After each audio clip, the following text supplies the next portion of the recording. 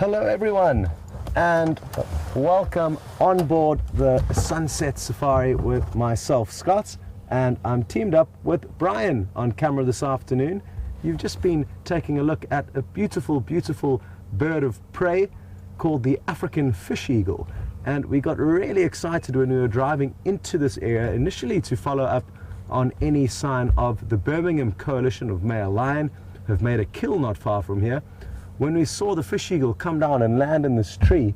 And there's a pond below us that is filled with some massive, massive catfish. Very, very large prey for an African fish eagle, but he certainly will have enough power to latch onto one and at least drag it to the water's edge where he could feed on it. And we are hoping that if we do spend a little bit of time here, we could get lucky. It's one thing that we have not been able to share with you, even though the fish eagles have been having a field day in the drying ponds. It's an extremely hot afternoon, and it's about 30 degrees Celsius, which is 86 degrees Fahrenheit, so it's the hottest afternoon we've had for quite some time, and are expecting a lot of the animals to be on the go slow for the initial part of the drive. Brent is headed out with Andrew, and their plan is to go and follow up on the Quarantine young male leopard who made a duiker kill last night, hoisted it up into a jackalberry tree where I was lucky enough to see him feeding this morning, and all of those of you who tuned into the Sunrise Safari would have also got to see that great sighting.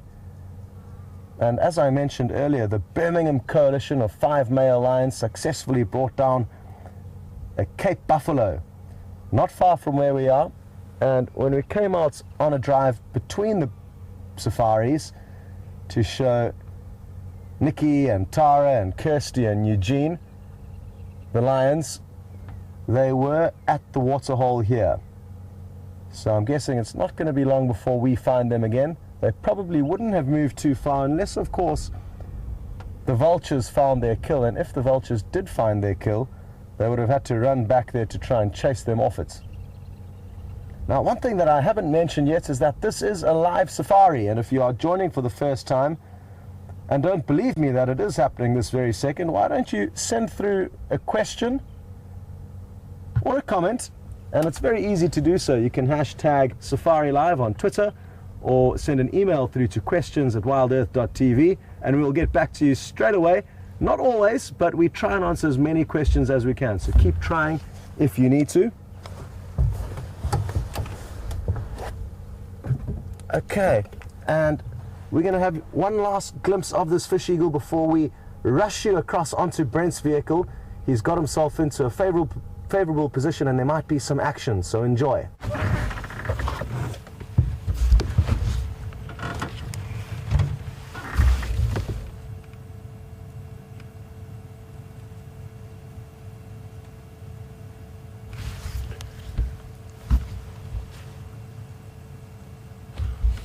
Hello and welcome on the Sunset Safari, everyone. My name is Brent Smith. I have Andrew Francis, aka the Art Fark, on camera with me today, and we are with Quarantine, who was sleeping happily in the shade. He's now just ascended the tree, so we're going to move so we can get a better look. And we are in quite a deep drainage line, so sometimes we do have a little bit of signal breakup when we move the vehicle. So bear with us while that happens, and hopefully we'll have a really nice view of him plucking the hair from that duiker he killed last night on last night's Sunset Safari.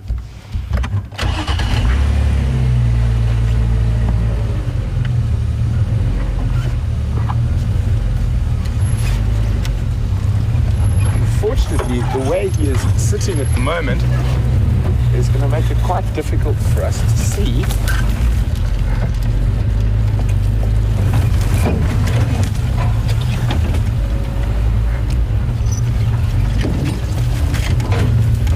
What's behind us, Andrew? We're good?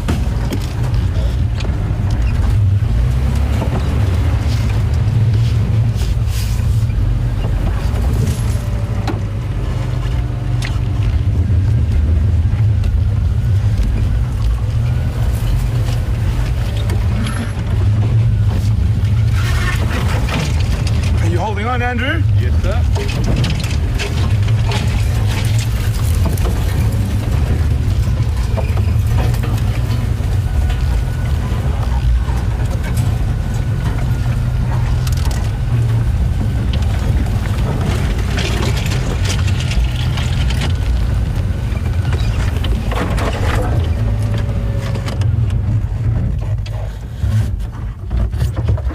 Here we go.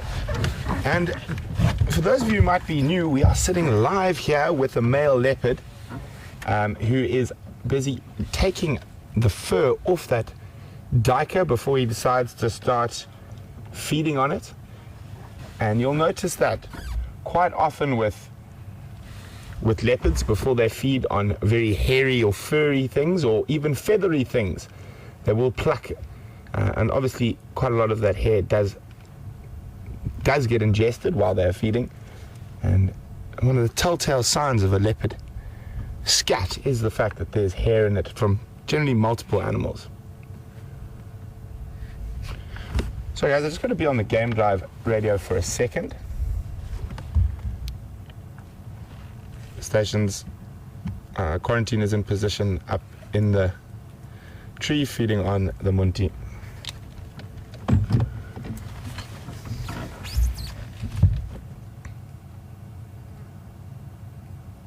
So it is really great to have this young male leopard back on the reserve.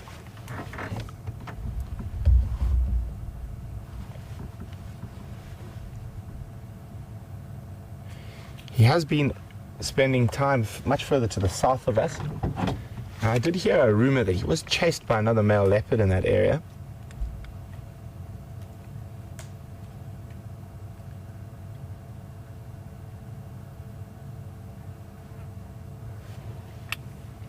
And Scott and I, in our discussion before the beginning of the safari, we thought that more than likely he was going to be fast asleep, but fortunately he was when we arrived, and he has decided to grace us with a bit of action and feeding as we arrived and as we decided to come across from Scott.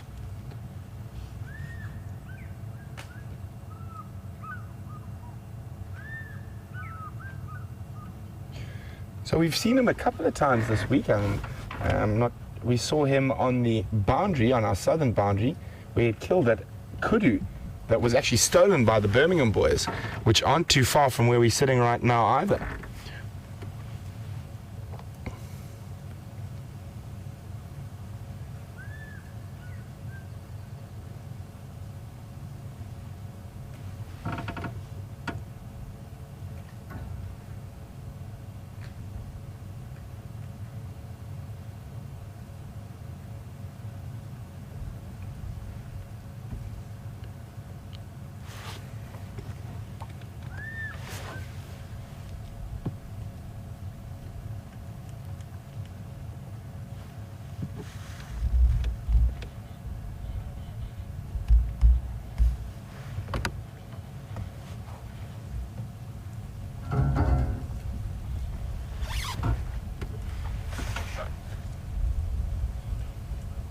So, I'll get Andrew to show you where we're sitting at the moment. We're right in the middle of the Mulwati drainage line. And in South Africa, we've got a wonderful colloquialism for them. It's called a donga. So we're sitting in the middle of the Mulwati donga, or drainage line. And as you can see, there's a sand little riverbed at the base and quite steep banks and these wonderful large jackalberry, like the one that Quarantine has got his kill in. And Donna from Missouri is wondering, are the drainage lines for rain overflow? Donna, they are natural. So generally where you find drainage lines like the one we're sitting in is on the boundary of two different soil types. So when it rains and the water flows, the path of least resistance is along these boundaries between the soil types. And that's how they form. And obviously this could be a very young river in the forms. It could be a mighty river one day. I doubt it, being where we are. So this would be a tributary of the Sand River, possibly, and will eventually make its way down to one of the major rivers in the area, and eventually ending up in the Sabi River, which is probably the biggest river close to us here. And so the water will cut a hole basically and follow a line between the two soil types, and that's where we have these drainage lines. And the reason there's so much sand in that, obviously it's silt that's built up and washed off from other places.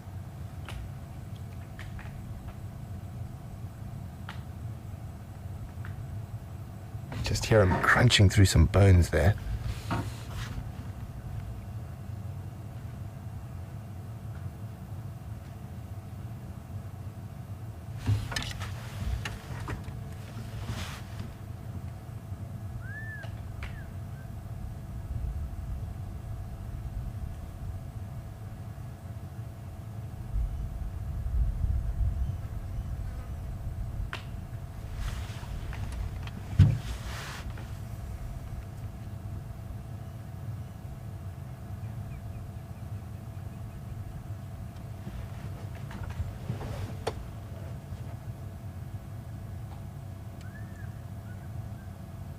So we can hear a fish eagle calling above us, and I know Scott is sitting patiently at the Djuma waterhole waiting for a fish eagle to possibly pounce on a catfish.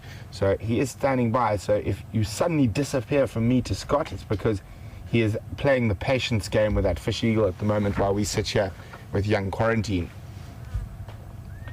So just looking where that kill is and how high it is from the ground, it's probably not the best spot. And if another predator were to come in, either hyenas or lions, he would definitely probably have to move it higher up in that tree, and he's more than capable of doing that. But at the moment it is definitely within reach of lion and hyena. I've seen hyena make some spectacular jumps to steal leopard kills, or attempt to steal leopard kills before. So as Andrew pans up, he would probably have to move it up to that higher fork. There we go, coming into shot now.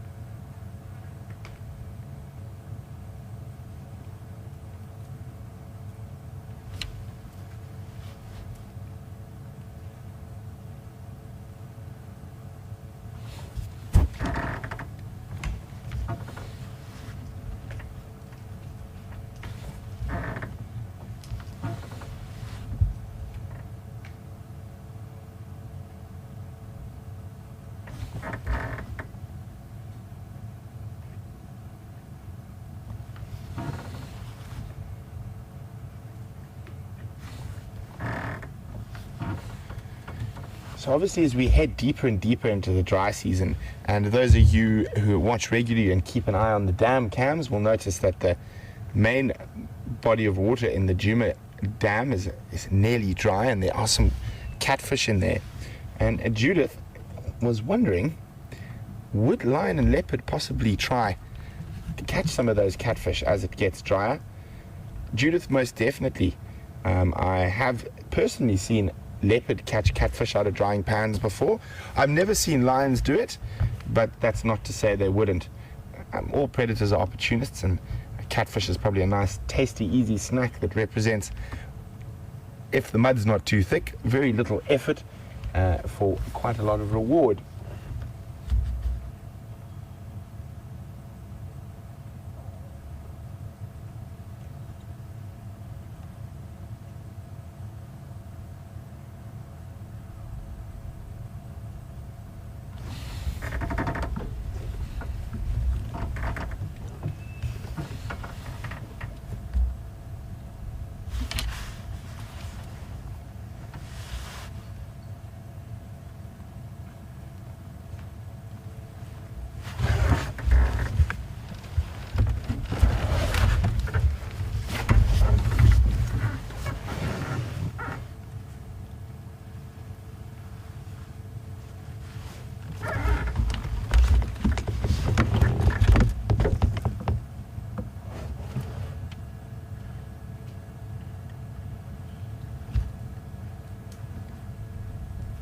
See, he's busy repositioning a little bit to try get in. It looks like he's feeding off the rump there. Doesn't look like the best and most comfortable branch for Mr. Quarantine.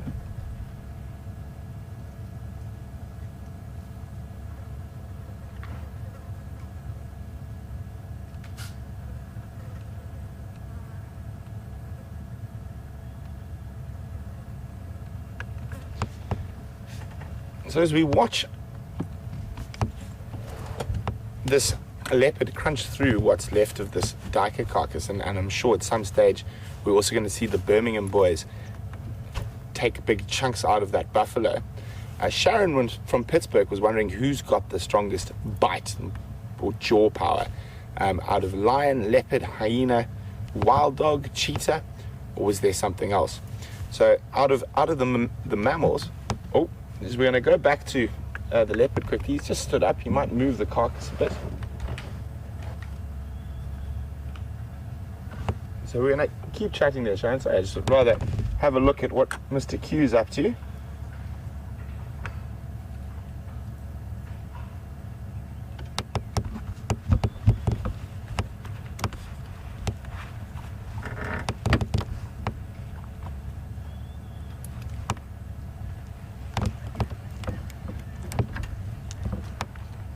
Sorry guys, Sharon, I'm going to be with your question in a second. There is a vehicle trying to get into this sighting, so just let me chat to them quickly on the Game Drive radio.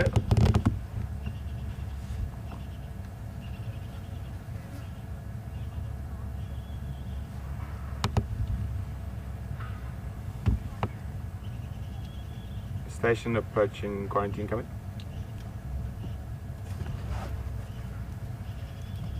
Copy. Let's just checking if you knew where it was, but I see you do. You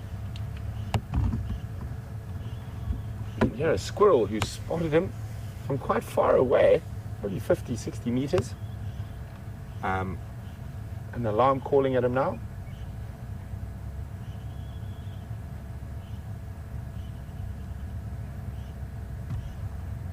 And he's perched up to come have a look.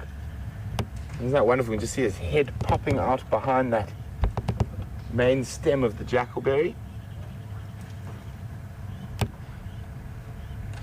But Sharon, back to your question now. And out of the animals we get here, out of the mammals, a hyena's definitely got the strongest bite pressure, followed by a lion, then leopard, then I'd probably say wild dog, and lastly cheetah. But another animal we do see around here that does have a very, very strong bite force is a crocodile. And a crocodile would probably fit in between a hyena and a lion. But as far as I remember, if my memory serves me correctly, the strongest jaws belong to a North American reptile called the alligator snapping turtle. And that's supposed to have the strongest bite force of all animals.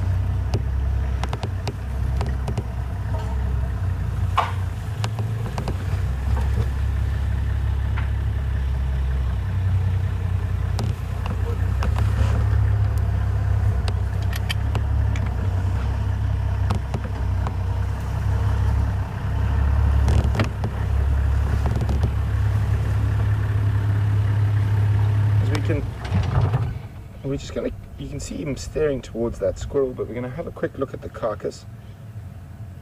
And we can see there he's eaten not even 50% of it yet. He's eaten the good parts, the heart, the lung, liver, and now he's started working his way from the rump. But it just doesn't seem to be the most comfortable spot for him to feed. Interesting to see if he moves the carcass a little bit later, specifically as his belly gets more full and it becomes more uncomfortable for him to lie on that very knobbly branch.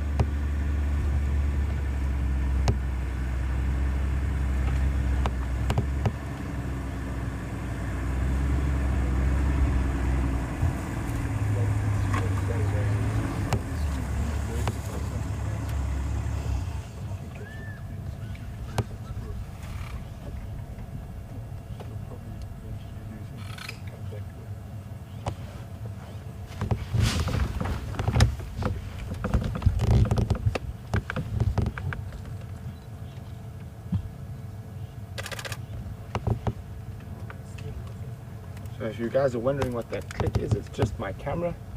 And I encourage you guys to take screenshots as well. And don't forget to post them on Twitter and on Facebook. And just use the hashtag Safari Live.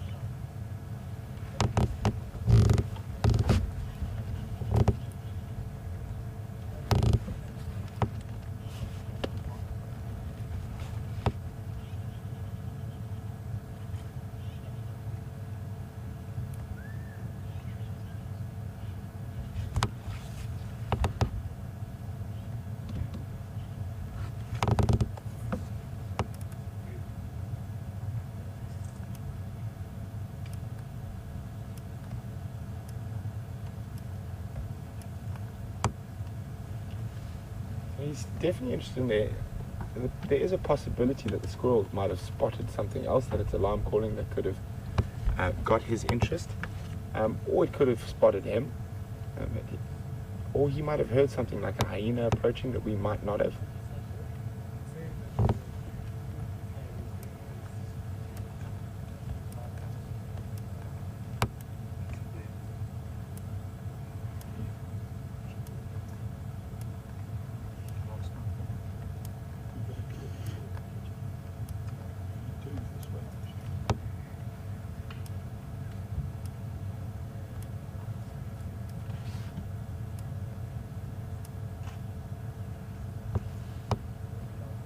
Squirrel's gone quiet, and it looks like he's going to turn back towards the carcass now.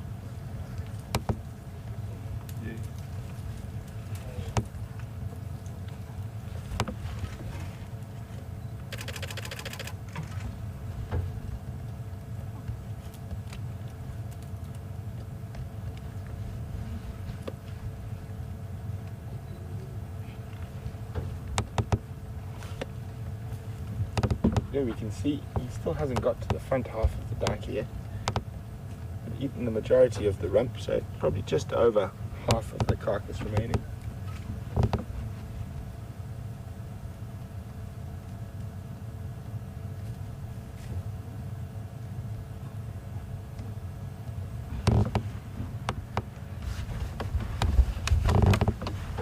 So for a lot of people it might sound like quite a strange thing to do, but Karen from London and Doug are still wondering whether we're collecting leopard scat for the Panthera project, and we are. I still have Viles with me. I don't think we've collected Quarantine yet, so once he has moved on and we've noticed where he is defecated, we will definitely go collect that scat. For those of you who are not sure about why we are collecting the scat, Panthera are doing a paternity tests on the leopards in the Sabi Sands, because there's always a lot of speculation about who a leopard's father is. The females will mate with multiple males during their estrus cycles, so you can never say for 100% unless that this was Mvula's son. It could have easily been Tingana's or whatnot, because Karula did mate with multiple males. So by taking the scat's got to be relatively fresh. They'll be able to test the scat from Mvula against the DNA samples from that, against the DNA samples from Quarantine, Kunyuma, and be able to decide and find out who the father is really. So a very interesting project. Panthera have multiple projects ongoing in the Sabi Sands at the moment. That is just one of them.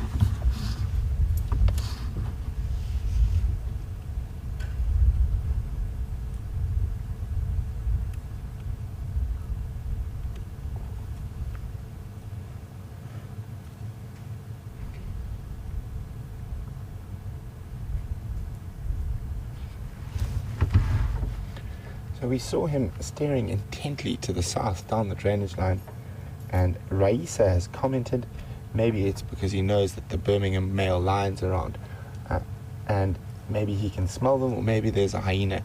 Well, Raisa, the Birmingham male lions are in the opposite direction to where he was looking, and I'm pretty sure he is aware. He probably would have heard the commotion that comes with lions killing buffalo last night. But I'm not sure. I think he was just double checking. I think the squirrel saw him, and he was just making sure there wasn't a potential carcass thief on its way.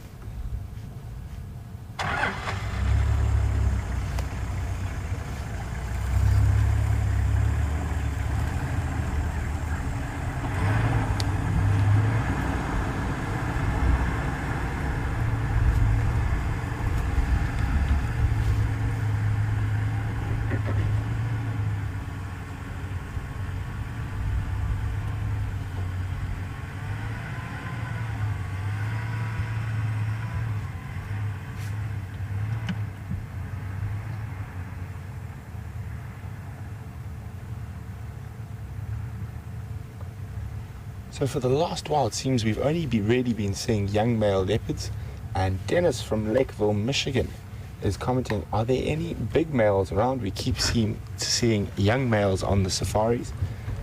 There are definitely, Dennis. Tingana has been around and was mating with Shadow. The reason that there's generally a higher percentage of young males, and specifically sort of between the ages of 1 and about 3, is that they haven't really dispersed yet, and they haven't made their way towards moving out of these areas before they've got to get their own home ranges. I think the reason Quarantine has moved back is I heard he was chased quite heavily by a big male to the further south, and also Tingana seems to have cut off quite a large swathe of Mvula's territory, and also that unknown leopard in the north that some of the people in Buffalo's Hook call Gajima has also now been seen coming onto Djuma, and we haven't seen Mvula for, I don't know when the last time I saw Mvula. I think the last time I saw Mvula must be over a month and a half ago. So he seems to be far more to the east now, but you must remember that male leopard territories are constantly changing, and if you look at some of the scientific data, a male leopard will actually sort of have two big territorial switches. Obviously the one in the beginning when he takes over a territory, and then again one towards the end. And the theory behind this is that male leopards tend to stay in charge or have breeding rights for quite a long time, longer than say male lions. So the reason that this happens is that they will swing away, so it stops them from mating with their daughters. So very, very interesting stuff. So to try keep the genetics good, a male leopard, after sort of it's about 4 or 5 years in an area, will actually swing his territory out a bit more again. This time with, I think this was with Mvula was a forced move. I don't think he wanted to move, but I think the pressure from Tingana, and possibly, we don't know how much pressure that unknown male from the north, the one Andrew and I saw very briefly at Buffalo's Dam a while ago, could be doing, and that could be why he has moved further east.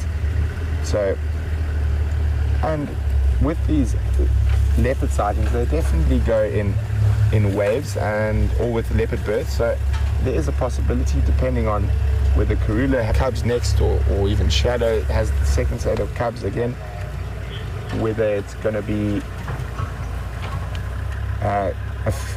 maybe a female will survive from the litter and not males.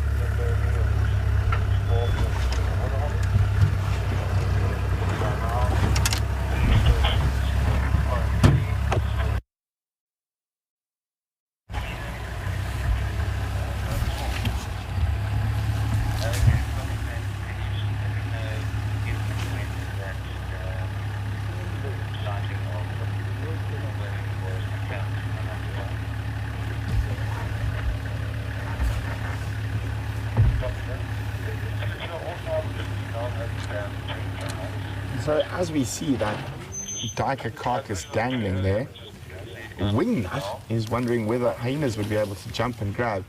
Most definitely Wingnut.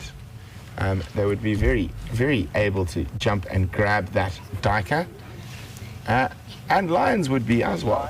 So hopefully for the young Quarantine's sake, he spots them before or hears them before and moves that carcass further north.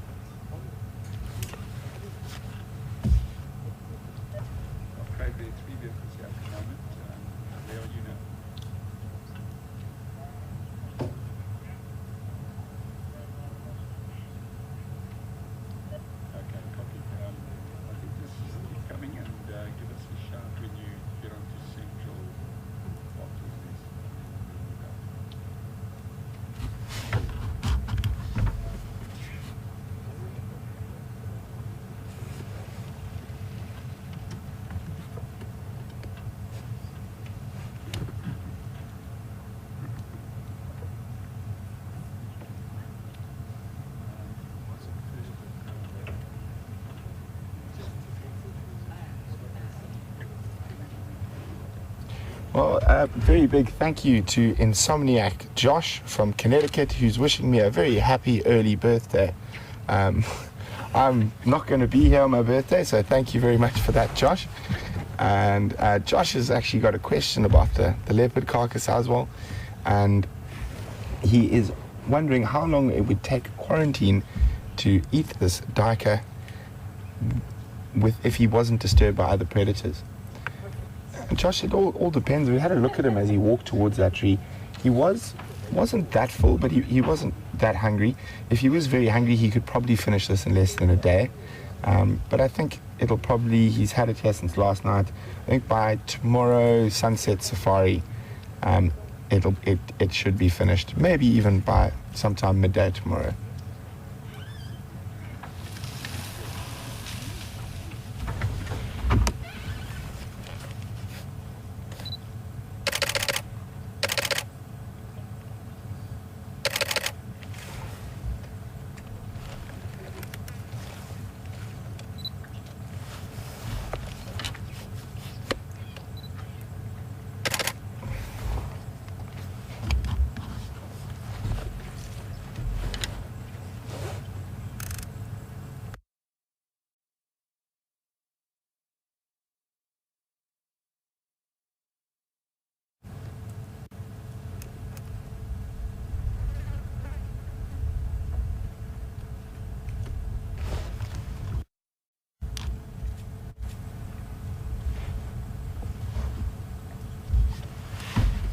You can see if we have a look towards the back side of him, he's not very comfortable.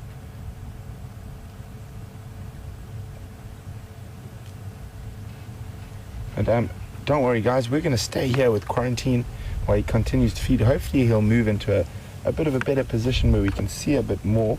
There we go, we can see him on the hip bone there.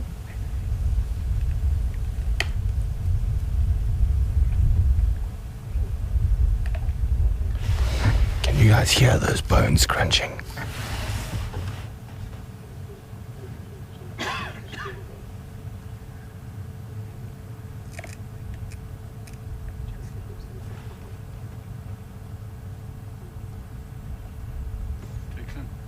So guys, while we stay here with Quarantine, hopefully he moves that carcass shortly. We're going to cross across to Scotty, who's got a slightly bigger feelid to show you.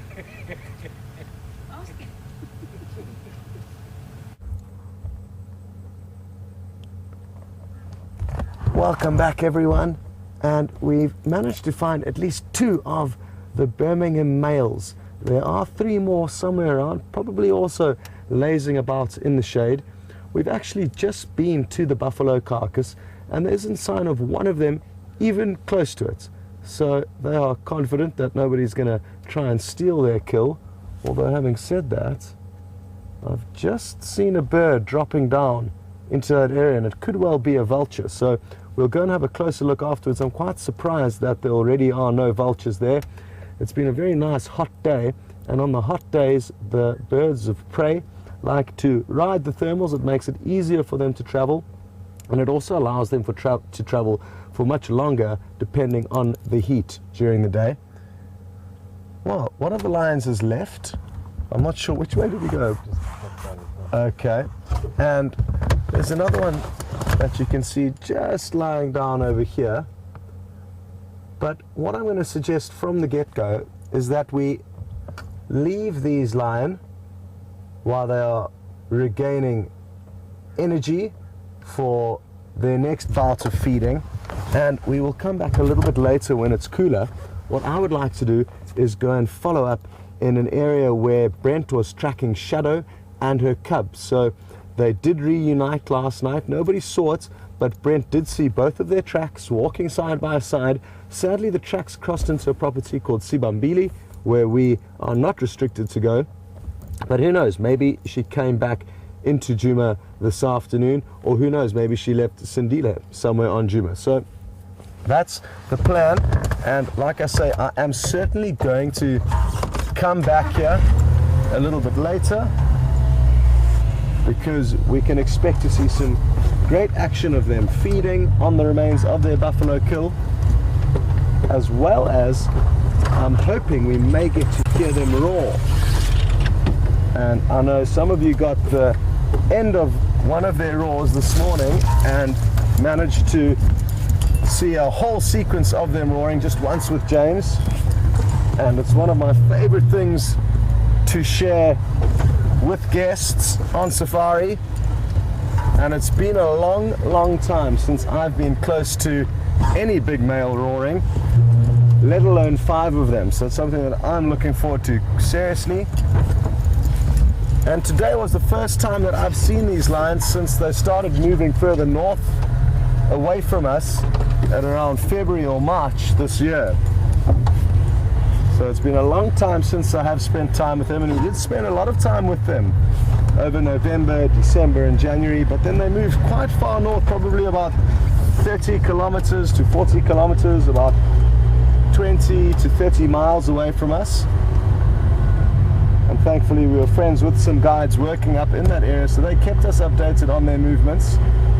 But interestingly enough, there was another coalition of 9 males up in that area, so even the strength of the Birmingham Boys wasn't quite enough to try and stake out that area, and they made the right decision. 5 against 9 isn't going to be an equal contest. So I'm just going to pop in now very quickly to the kill, just to show you what's happening here and how much remains for those of you who weren't on the sunrise safari.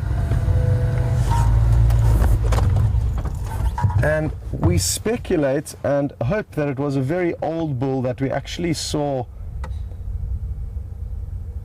at the waterhole where we've just come from with the fish eagle, and he could hardly walk about 2 days ago. And Charlie was interested to know whether we think it was that same bull. Judging by his horns, I remember looking at his horns, they're not the biggest sets, and he doesn't look extremely old. And something that James pointed out is that it doesn't appear that he has too much muscle mass, and that was the same as the old and weakening bull that we saw the other day. So I think he's been put out of his misery and become a vital part of the nutrient cycle, a cycle that every animal on earth is a part of, and everyone's time is coming. And thankfully we guessed that it was that old bull. If not, maybe tonight they'll get him, and it won't be the first time that they have caught many buffalo in a short period of time. Last year in November or December they managed to kill 3 buffalo, 2 of which were fully grown, one was a sub-adult, in 48 hours. They're actually currently feeding on one. Oh, Brian, sorry. I'm going to put Brian in the deep end here and get him to try and show you that bird that we actually saw flying here a bit earlier.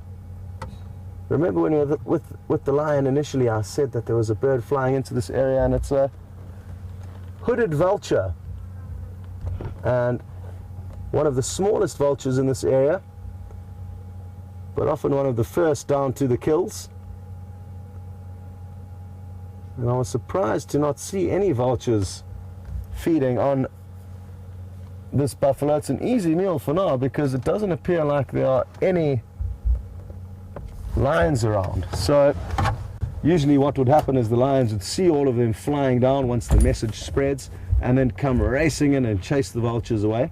But I don't think they've needed to do that yet, although in this thick bush there could be one of the males nearby protecting the kill. So there's still lots of meat on this carcass. I'm guessing they're still going to be here feeding on it tomorrow morning.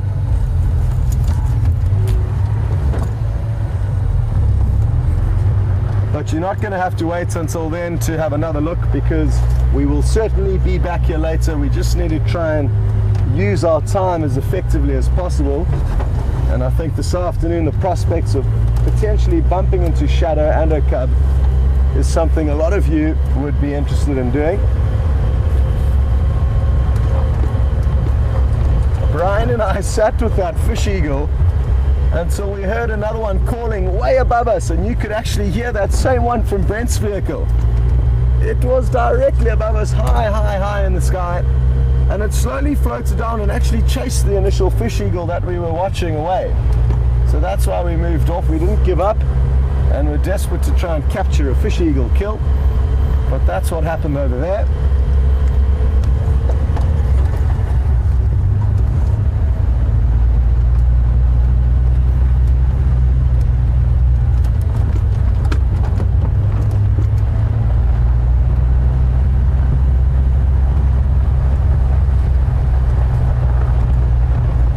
Speaking of the fish eagle, we've got a question through from Jen, all the way in Idaho. And she would like to know, how big is the African fish eagle compared to the American bald eagle? They're very similar looking raptors, and our fish eagle isn't quite as large, Jen, as the bald eagle. She said it's from 7 to 14 pounds, whereas an African fish eagle would probably be at around 8 to 10 pounds, and not quite as big as the bald eagle. Similar looking though. I think the bald eagle's got a pale eye though, and the African fish eagle's got a dark brown eye.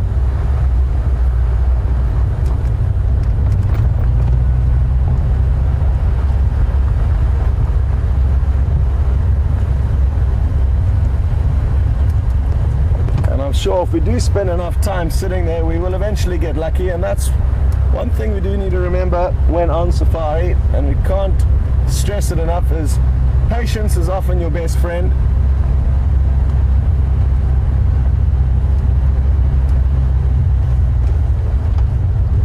Thankfully for you guys though, you can often jump onto the other vehicle while we are waiting during anything that could be somewhat boring, and we just call you in when the action unfolds. Not all the time, sometimes you sit through the less exciting moments with us too, but it is all a part of the safari experience.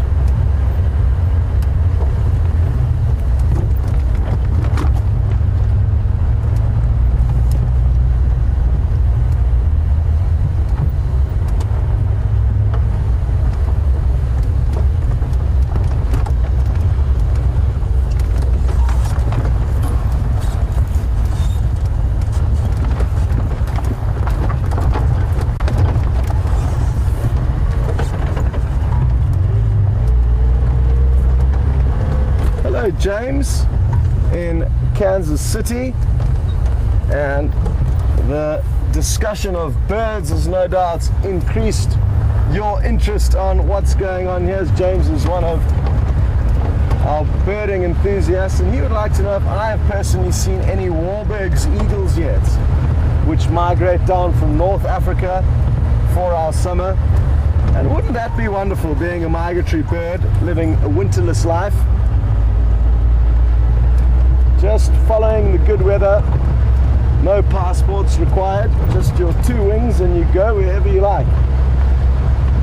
James, no, sadly I haven't seen any Warburg's eagles yet, unless I have seen them and incorrectly identified them as something else. But I know James did see one a week or so ago. So they are around and starting to come back. And interestingly enough, I'm told that occasionally it's not uncommon for a couple of Wahlbergs to stay back in this area, even though the majority of them will migrate north for our winter.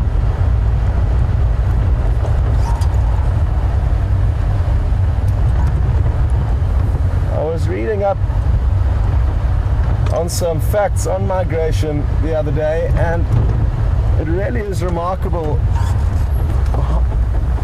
how far these birds can fly. Some of them big and well equipped for flying long distances, and some a lot smaller but still kind of equally well equipped for good flying. And some of these birds can fly 240 kilometers every single day.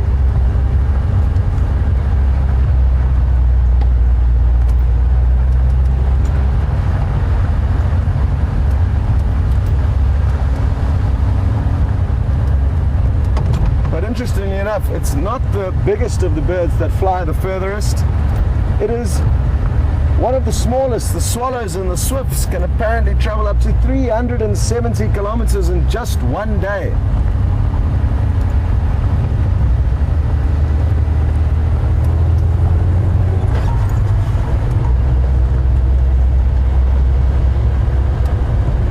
So we're on our northern boundary now, and we're going to continue west towards the setting sun and then head south on our boundary between Juma and Sibambili in the hope that we may find some sign of Shadow and her cub Sindile, who I'm sure a lot of you are relieved to finally reunited last night. As are all of us. It was 8 days that he spent alone, which is a long time for a one-year-old cub, although I don't think it's anything to be too concerned about. But aren't we so lucky to be able to follow the animals closely enough to know these interesting things that happen in their lives?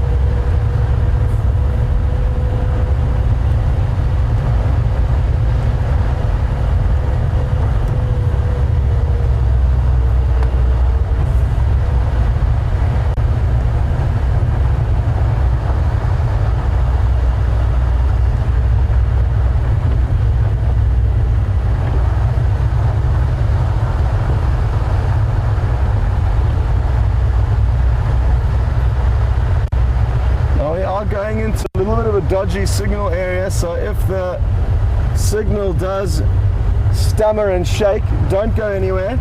Use that time to stretch your legs, do a rain dance. We're desperate for rain or anything that you desire, and I'm sure the signal will pop up shortly.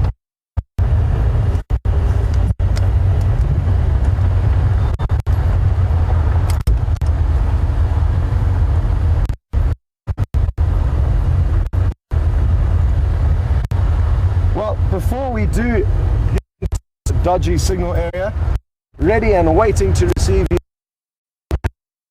and we will call you later for the update.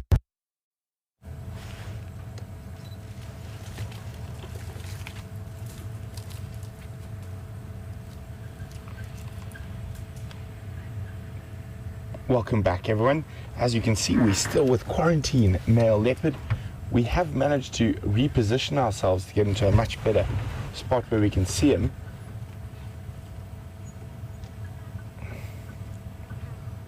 And he is still chewing on the back end of that duiker. Oh, look at those eyes. Looks like he's going to come down the tree to pick up a little piece of meat he dropped. Waste not, want not. He dropped a little piece of the hip bone. We'll see if he actually picks it up.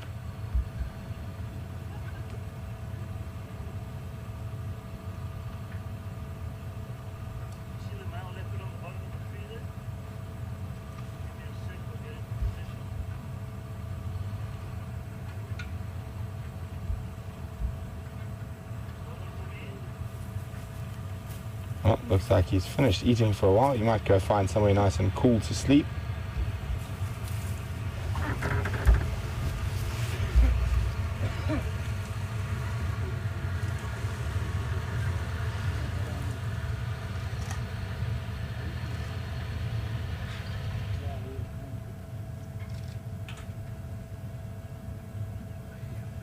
That was quite a little adventure.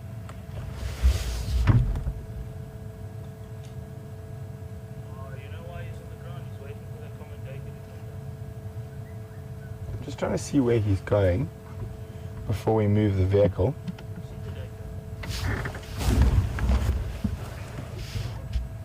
Just on the branch. Oh, looks like he's laid down now, so we're going to move around. And while we're moving, we've got a question from Tyler, who's 12 years old and from Ohio. Welcome on the Sunset Safari, and hasn't it been so exciting so far, Tyler? Tyler would like to know how often kills like that duiker fall out of the tree. Well, if you're a leopard, hopefully not too often, but they do from time to time, Tyler. Especially when leopards are younger and more inexperienced, they do occasionally drop out of the tree. But probably once they get a bit older, it doesn't happen that often. And I just have to concentrate for a second here, Tyler. We did some serious maneuvering to get ourselves eye level with Mr. Quarantine. Are we looking, Andrew? Looking good.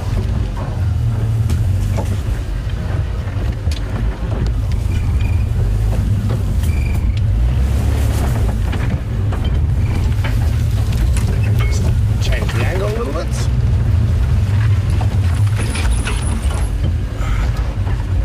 How's that hole there? Gonna miss it?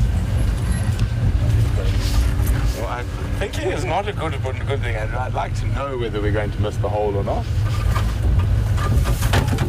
We straighten up a little bit. Okay. So we're sitting at quite a little angle here at the moment, just to get out of here. There we go.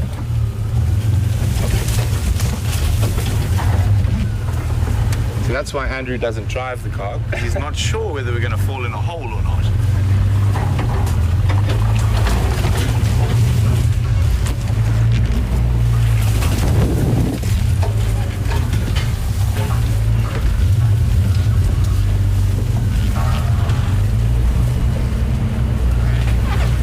So there you can see where we went through.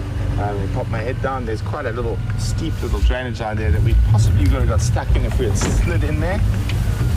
Fortunately, we didn't.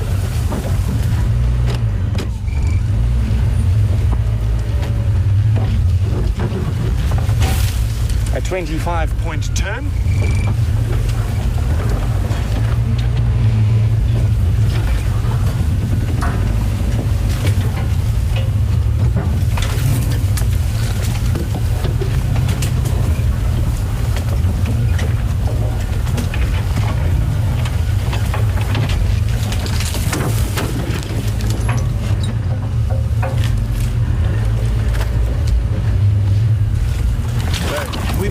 So much time with a Sindile, another young male leopard recently. Marcia's from Oklahoma. Well, Marcia, sorry, I'm in the bushes here. But Marcia's wondering if Quarantine were to come across Sindile, would he hurt him? And fortunately, Marcia, I'm about to be hit again for your benefit. He would see this as potential competition in the future. Watch the aerial there. Okay. So guys, we might have a little bit of signal breakup because we're ducking back down into the drainage line again.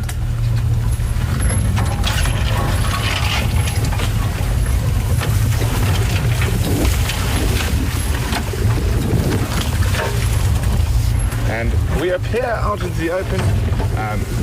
None the worse, apart from a few little slaps in the face by a gowrie bush. And I'm going to next to young Quarantine again in the drainage line. Giving himself a nice little preen after eating on that duiker. he will definitely feed again. There's a strong possibility he also might head for a drink once it's a bit cooler towards the Gowrie Dam camp. So guys, later on tonight, keep an eye out on that camera. Or maybe not, because he might find some smelly lions at that side.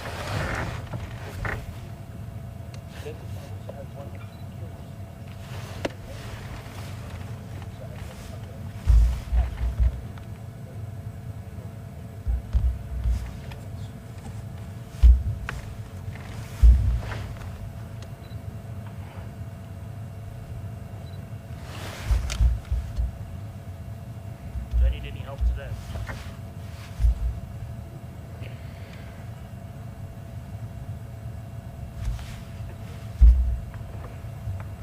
So, discussing whether quarantine would harm that young male leopard cub, Sindile. We've just finished discussing that. Laura is wondering, is he close enough to have heard or the commotion of the lions and also maybe possibly quarantine catching that duiker last night? No, I think I had his tracks crossing into Sibambili this morning, so he's quite a long way away from here.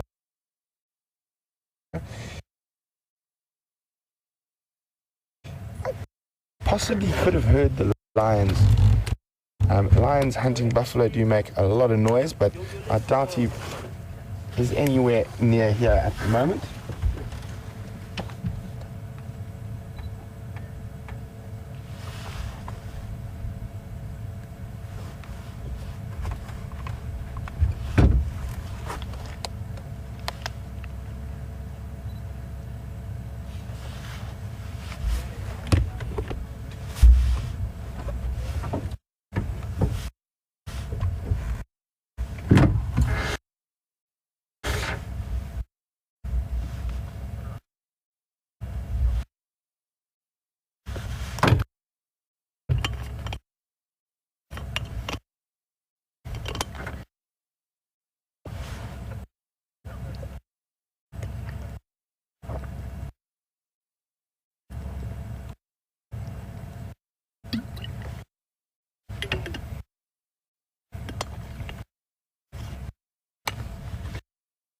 So we've been looking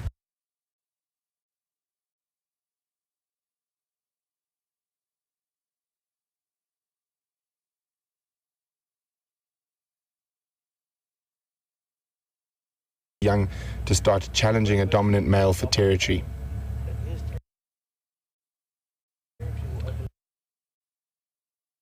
So he lives a life on the edge, sneaking around and avoiding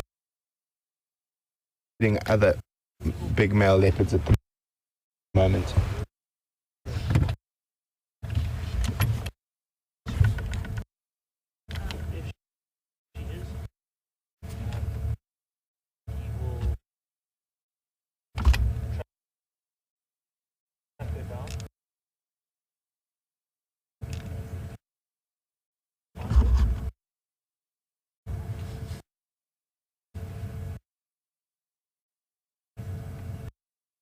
Leopards might also come together.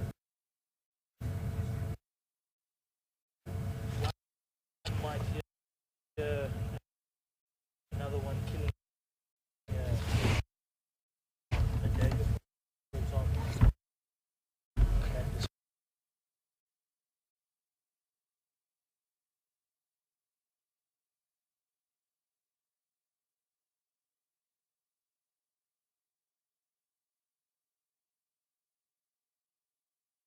As they get older, they will definitely come into competition for territory if they disperse in the same area. So there is a chance they might have to fight each other, but not yet. There's still a few years to go before that happens.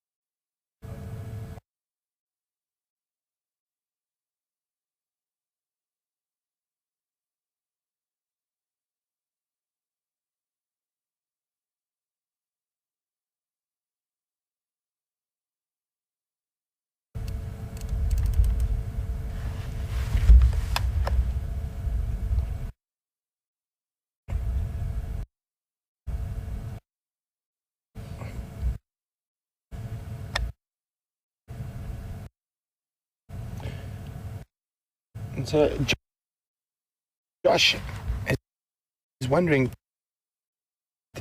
didn't we on the live safari see Mvula staring down the Anderson male a few weeks ago? I think it was, you will find it was Ghana and the Anderson male who were staring each other down, and that was with Scott on Arethusa. We are still right in the center, actually more towards the north of Djuma.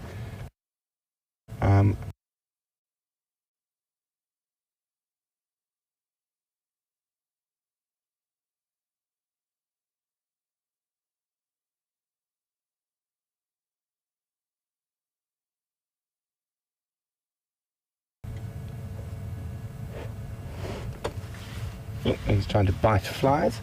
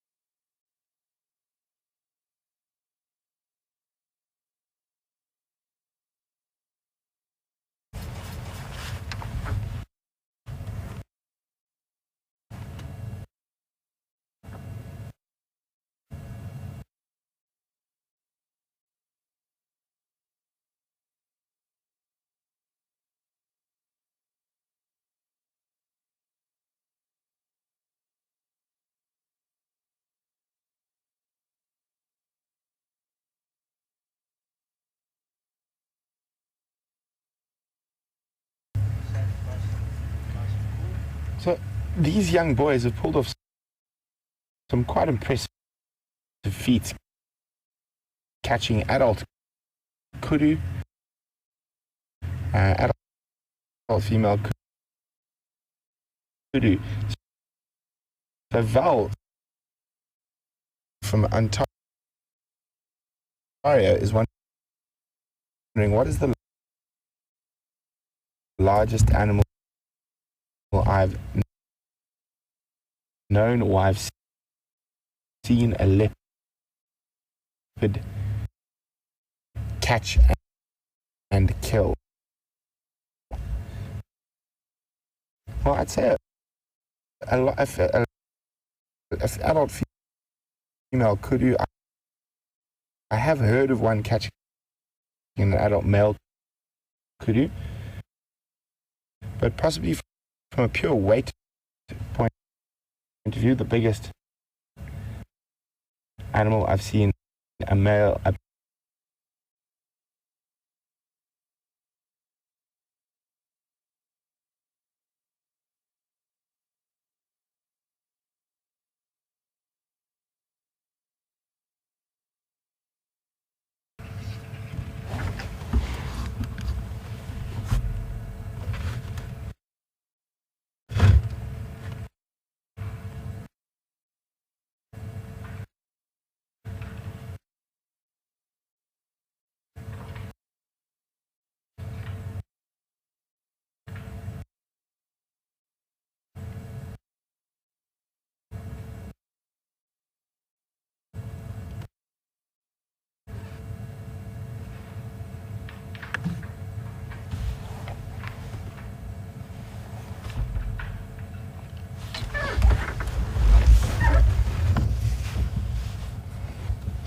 So, guys, I hear you're getting some wonderful screenshots.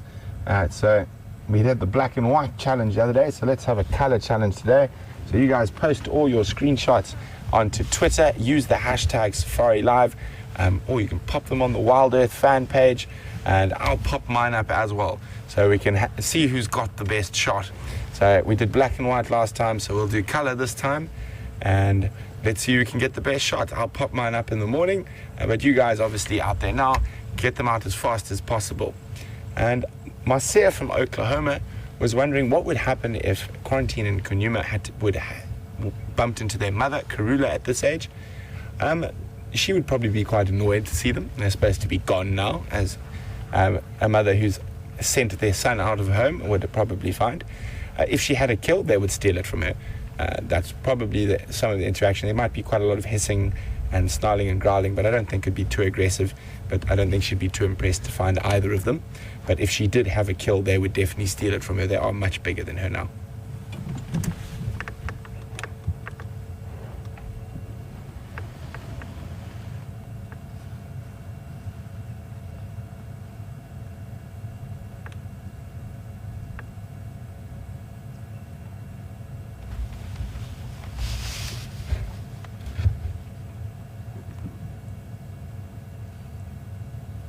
See, even though he's resting, and watch his ears, they're constantly moving. He is alert to every little sound around him. And I think the fly is also giving him a bit of a hard time.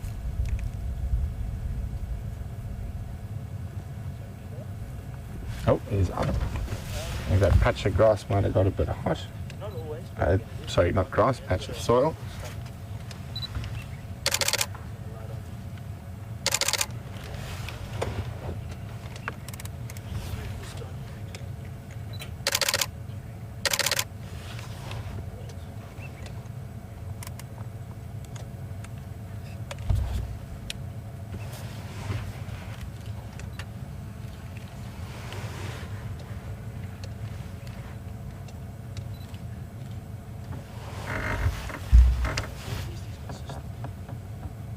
So the reason he got up and moved there, and he's now lying directly between Craig and myself, is because where he was lying, the soil would have got a bit warm. So he's just basically moved off to another cooler piece of soil at the moment, and to help with that digestion, obviously that heat being caused by his body working to break up that protein.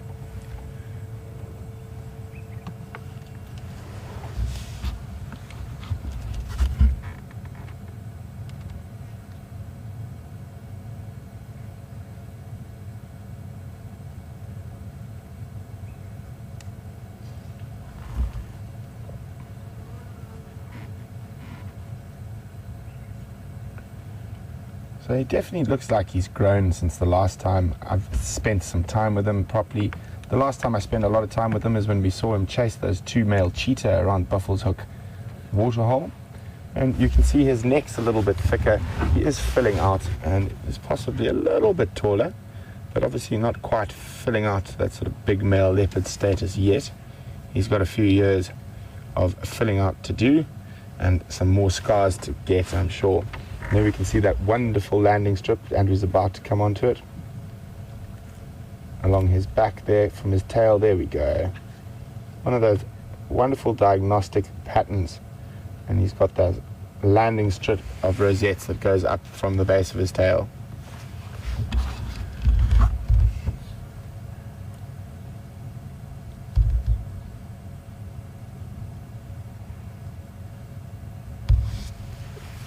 So when we saw him at the Buffalo's Hook waterhole, after he saw of those cheetah, we did notice a scar. I think it was on his right hand hip. As you can see, it's barely noticeable now, and the fur has grown over it. And these animals have an incredible capacity to heal, and often wounds that we think would be completely fatal, they'll come back from very quickly.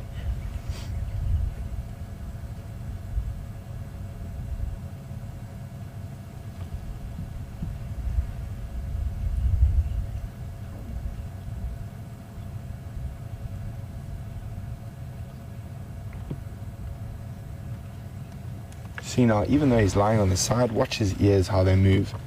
And those flies scratching his nose. And we see those wonderful long Verreaux whiskers. There we go. See how I can erect all of them at a time, and with them being so sensitive, I imagine those flies must be plaguing him.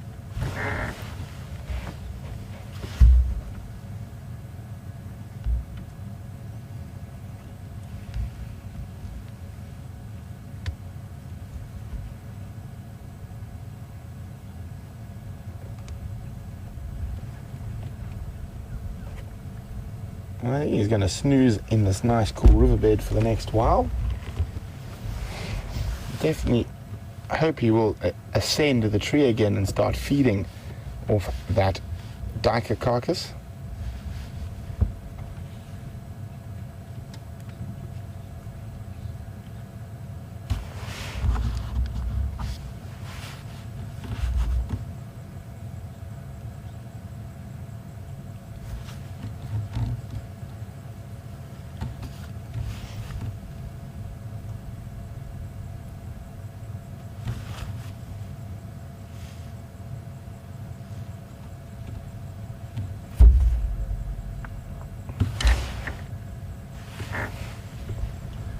So, a couple of, Gene from North Carolina is reminding us of a sighting we had a few months ago where we saw both Quarantine and Mvula in the sighting, and I was actually hosting and presenting that safari, so I remember it very well. And when Mvula walked up, young Quarantine went ow, ow, ow, and made those funny contact calls on him. He pretty much ignored Quarantine completely and just carried on walking past. And Gene's wondering, well, surely if he wasn't his son, Mvula would have been aggressive or tried to kill Quarantine. Even if he's not his son, Mvula thinks he is his son.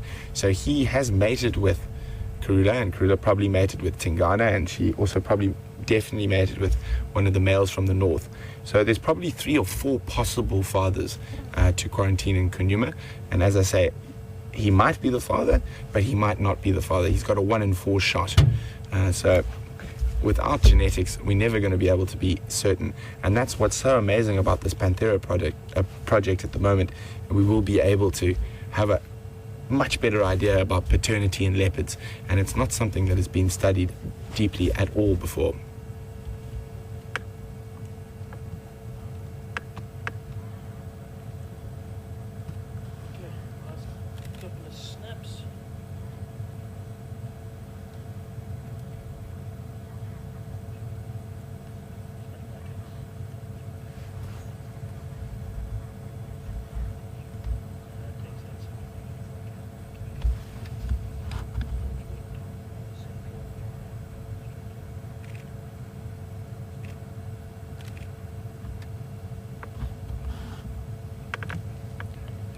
So guys, we're going to send you across to Scotty, who's got a wonderful surprise, which I'm not going to give away to you just yet. So enjoy with Scott. We'll be sitting right here with Quarantine, and we'll be back with you a little later in the show.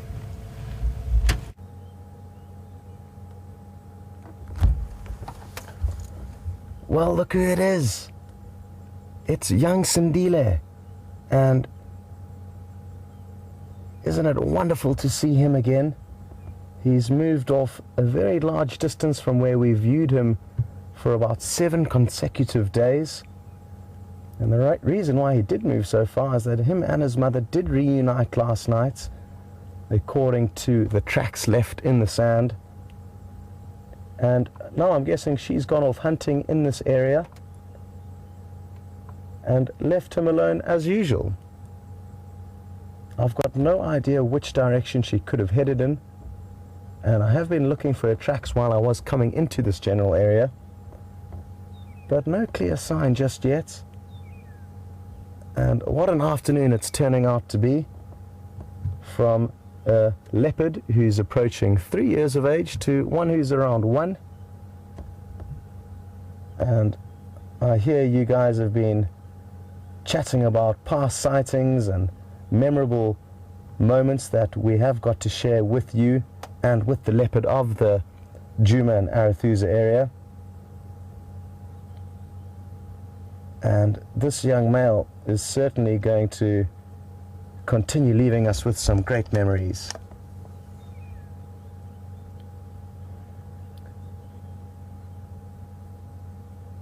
Now, we are on the boundary of Arethusa and Sibambili. It's all a little bit complicated. Basically, Djuma has got two western neighbors, one being Arethusa, which makes up the majority of our western boundary, and the other being Sibambili, which makes a very small section of our western boundary and to the north of Djuma. So he's on the boundary of Arethusa and Sibambili, and sadly now he is heading deeper into Sibambili where we cannot follow him. So this may be the last few glimpses we get of him, but aren't we lucky that the gamble to leave the lion while they're sleeping to try and find you something else interesting has paid off. And the only thing that is missing from this scene is his mother Shadow. But she was here this morning, and at least she has not completely abandoned him. Even if she had have, I think he is at a stage where he can still continue to fend for himself.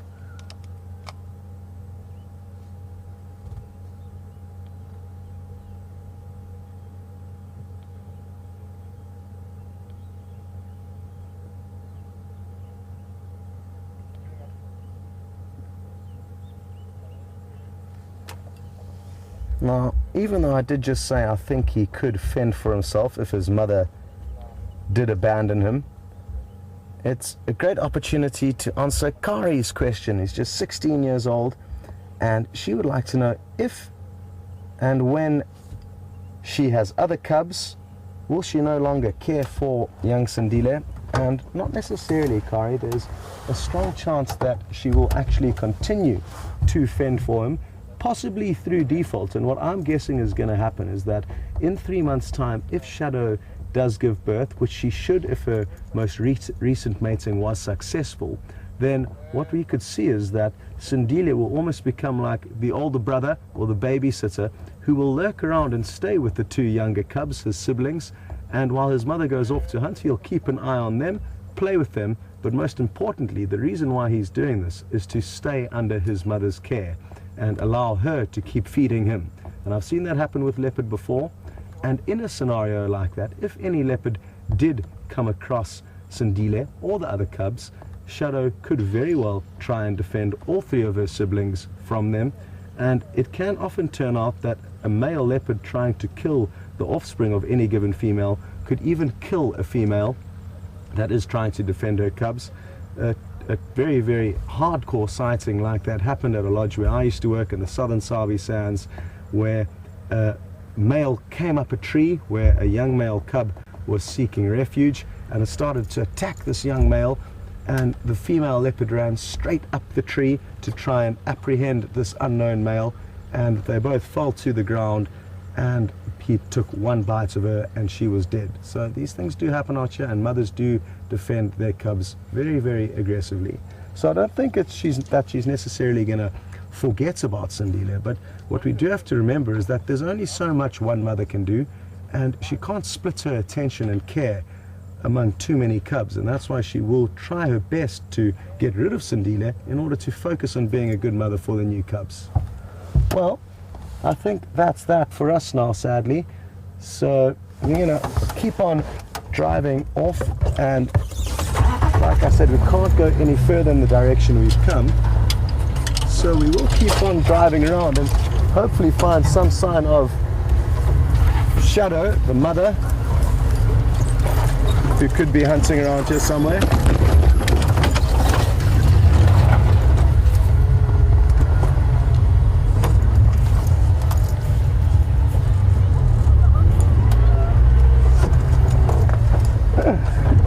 There's some guests that want to say hello to me on that vehicle, and they're all begging us to stop, which is putting me in a tricky situation here, because I would love to say hello to them, and maybe if Brent's not too busy, he can invite you back onto his vehicle so I can just go and say hello to those guests. I'm not sure who they are exactly, and they could be some viewers, and if they are and they're all the way out here, it would be terrible just to drive away from them.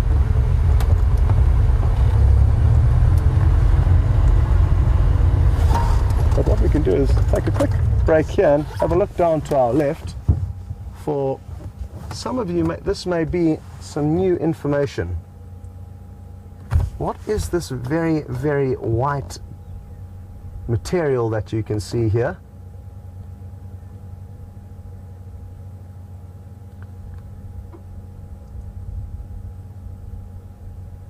And it can be from one thing and one thing only, and that is a hyena, which has got bone-crushing jaws and a digestive system that can match those bone-crunching jaws and actually be able to break down the very hard bone, and that is the final product. And just like we were speaking a little bit earlier about the nutrient cycle and how the death of one animal is sad but important for the greater good of the whole planet, the death of that animal is the first part. The consumption of it is the second, but the consumption goes through many different levels, and hyena play a hugely important role in kind of the end consumption and breaking down all those bits and pieces that the lions and the leopards can't necessarily deal with. And it's important to remember that when thinking about hyena, because they often do get painted in a negative light. Well, I think the opportunity to say hello to those people has gone, so we're gonna keep you on board here.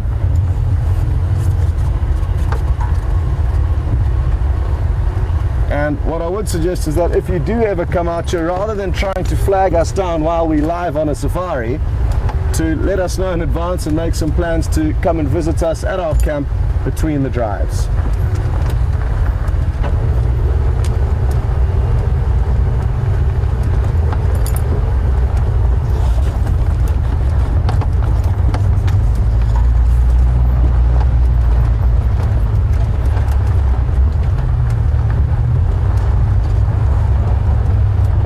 Be great if we found Shadow on the hunt now. It's been quite some time since we got a good leopard hunt on film, and probably the most exciting and recent one was with the leopard we've just seen in Brent, which happened a few days ago, and Sindile got extremely close to a steenbuck and actually had a great opportunity to make that final pounce, but floundered at the last moment and the opportunity went a begging.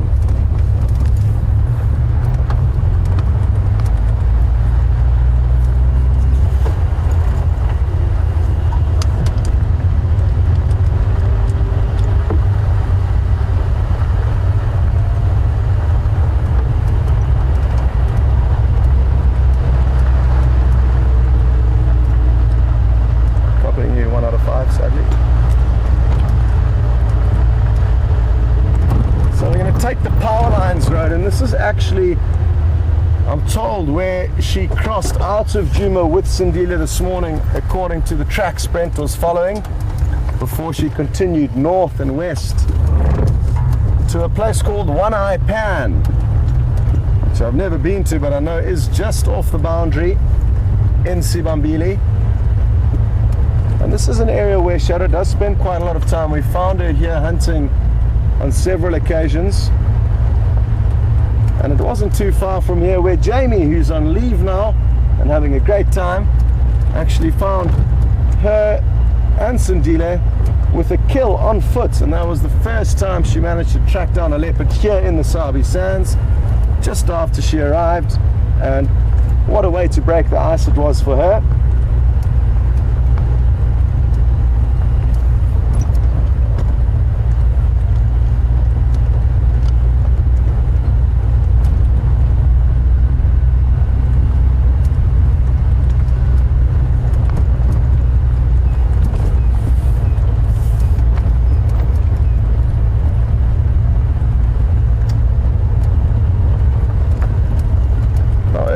I said that if Shadow's mating was successful, we could expect her to give birth in about 3 months from now.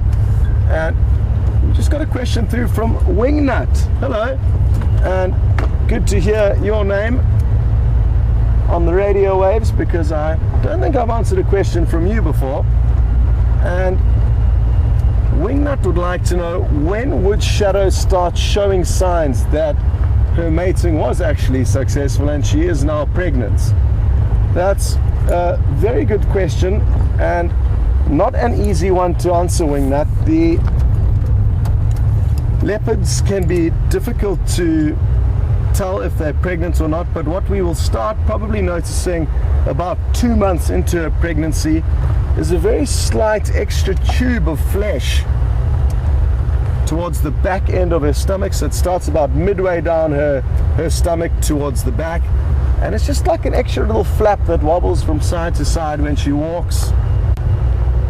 But she will not become very clearly pregnant, and it's often speculation amongst guides whether she is pregnant or not when we are looking at leopardess. But anywhere from 2 months of age we may start noticing some difference. So not so soon, and even then the difference is going to be quite small. For the predators, they are unable to develop their young to a very developed stage, and the reason for that is it would disallow them or really hamper their hunting abilities if they're carrying around this big baby in their stomach.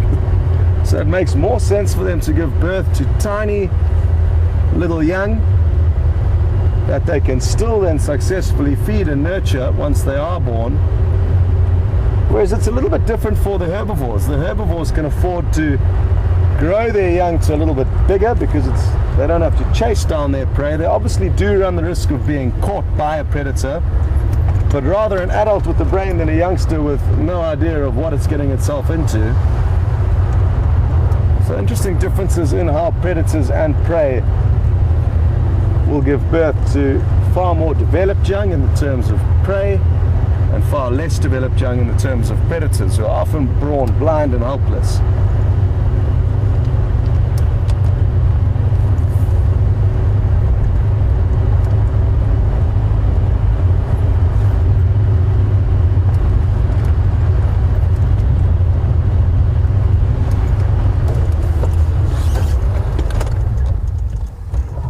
Well, we've caught some dwarf mongooses between their shelters, and they're probably going to all scurry off now in towards a log or some burrows within a termite mound. They're such cute little predators, these, and it seems like a predator afternoon. And we've seen the biggest male lion, some in-betweeners, 2 different leopard, and now some of the smallest, the dwarf mongoose.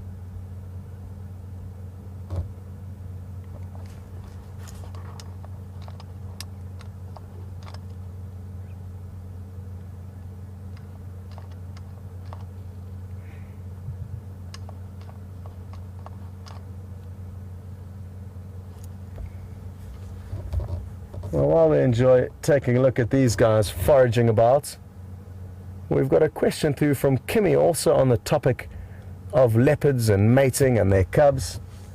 And Kimmy's interested to know if there's any chance Shadow could give birth to twins. And yes, it is possible. Most animals out here do have the chance of giving birth to twins, although it's usually very rare that this happens.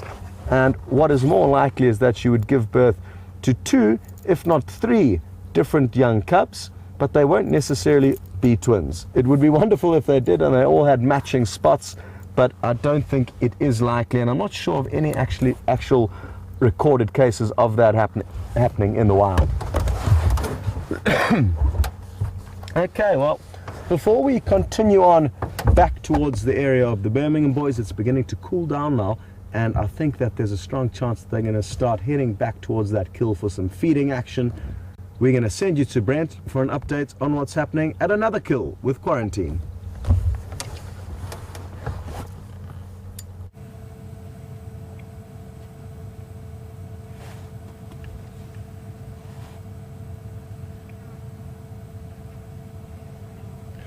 Welcome back, everyone. As you can see, we are still with young Quarantine, who is basically just moving around from cool sand patch to cool sand patch while he digests his duiker. I'm sure he's quite a hot day today. Definitely, I think our cold weather is over.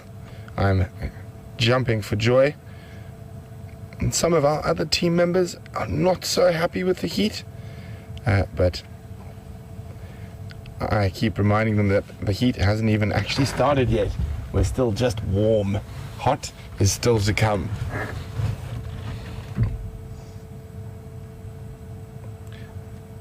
My favorite time of the year for game viewing, which is October, is quite often in many parts of Africa called Suicide Month.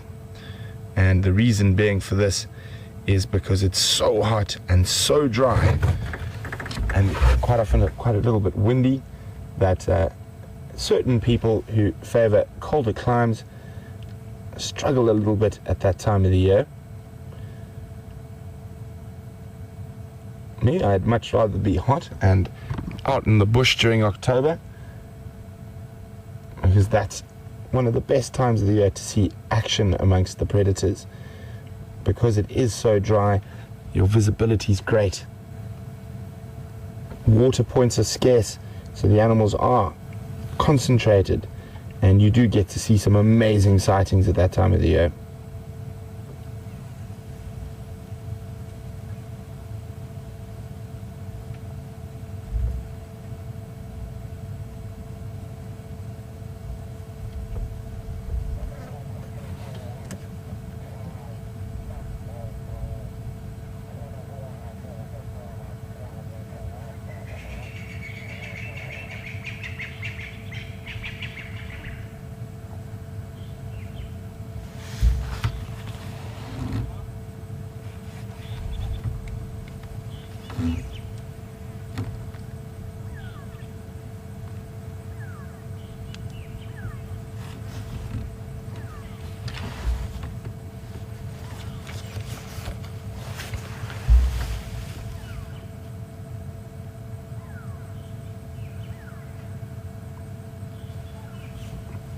We've got an interesting question, and one that we do have to, or a subject we do have to broach sometimes, because often what we see out here in the bush can seem to the people, to people who have not lived and spent a lot of time in the bush as quite cruel sometimes and quite savage, really. And Valerie from Ontario is wondering which big cat is the most humane hunter. Valerie, if I was going to be completely honest with you, circumstantially, it could be any of them, but to be completely honest, it's none of them. They are not so worried about that type of stuff. They are more worried about getting a meal. So whether the animal they're killing suffers or not, it really, really doesn't affect them either way. Lion and leopard on quite a few prey, most prey species will use that gap between the molars and the premolars to pinch the esophagus closed. And what I can do is I will get a book out and we can show you that little gap just now. But then on smaller prey, both lion and leopard will bite through the sort of spinal cavity, not the spinal, the skull cavity, use those long canines to go straight through. I've seen lions bite animals in the middle of their back and just break their spine and then start feeding them on while they're alive.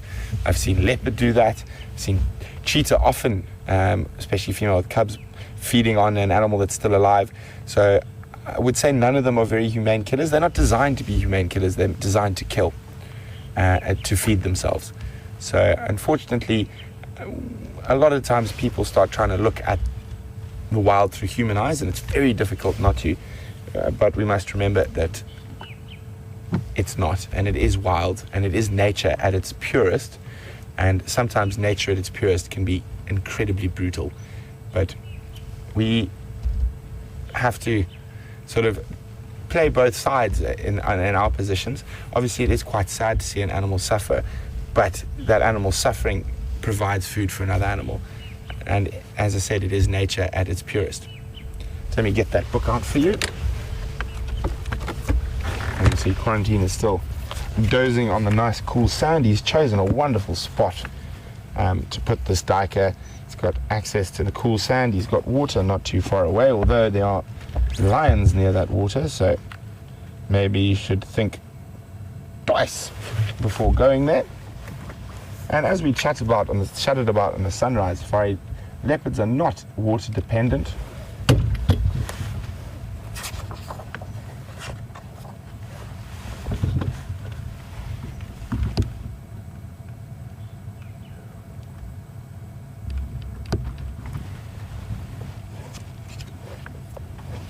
And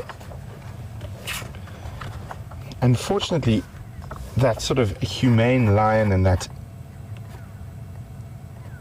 cute lion that's nice to things, or leopard that's nice to things, is a fiction that's perpetrated by Disney, and this isn't Disney. This is real life.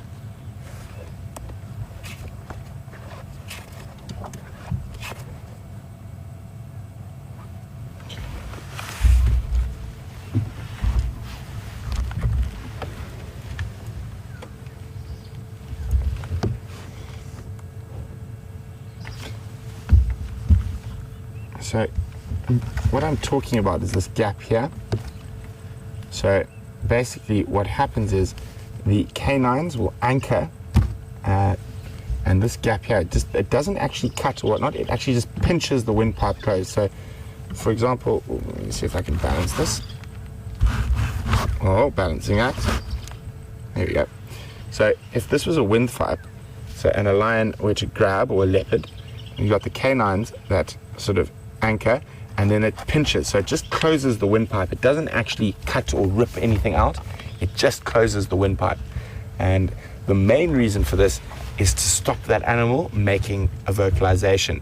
So any form of distress call that might attract a potential another predator that could potentially steal that kill. And lion, cheetah and leopard, and even some of the smaller cats do have that. I think he's been spotted by another squirrel. We can hear a squirrel up to our right here somewhere. Can you see him, Andrew? No. Oh, in that jackalberry at the back. But I can't see him from here.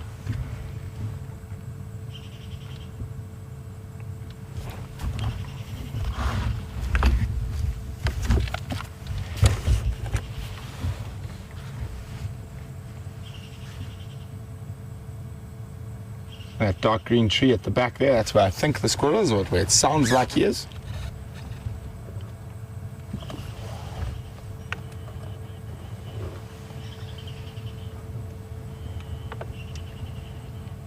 And he's taking very little notice of that squirrel.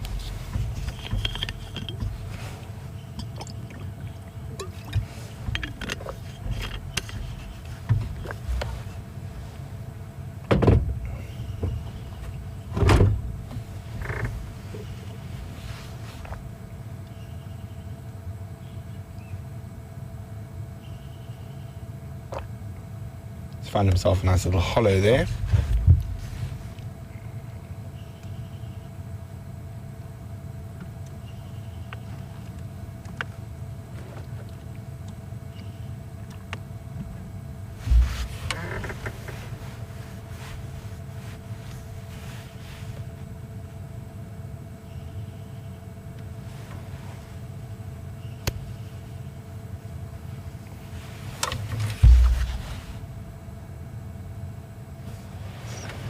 You can see his ear flicking to keep the flies away.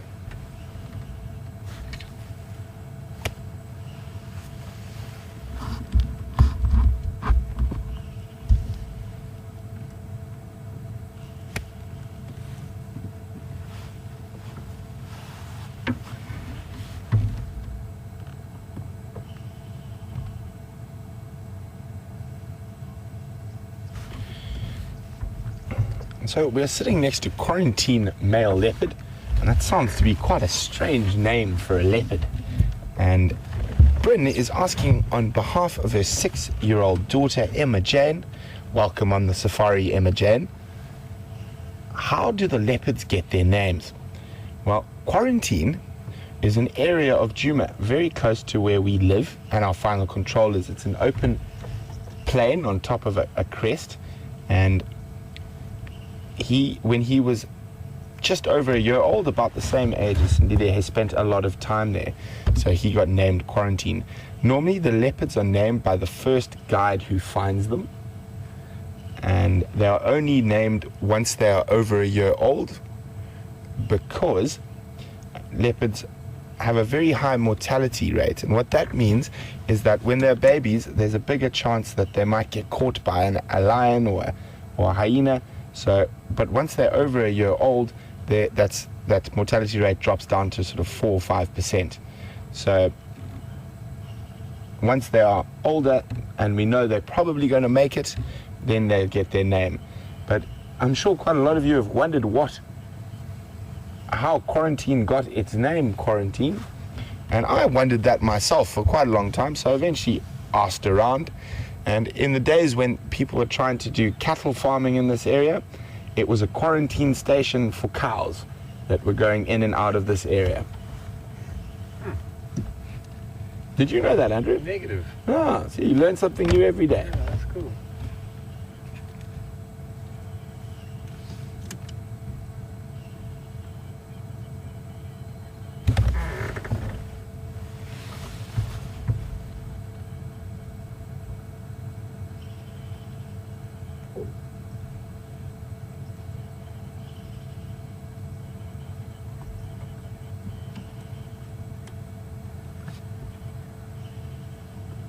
Doesn't he look quite comfortable in that cool sand? Might be nice to go lie in that cool sand in the heat.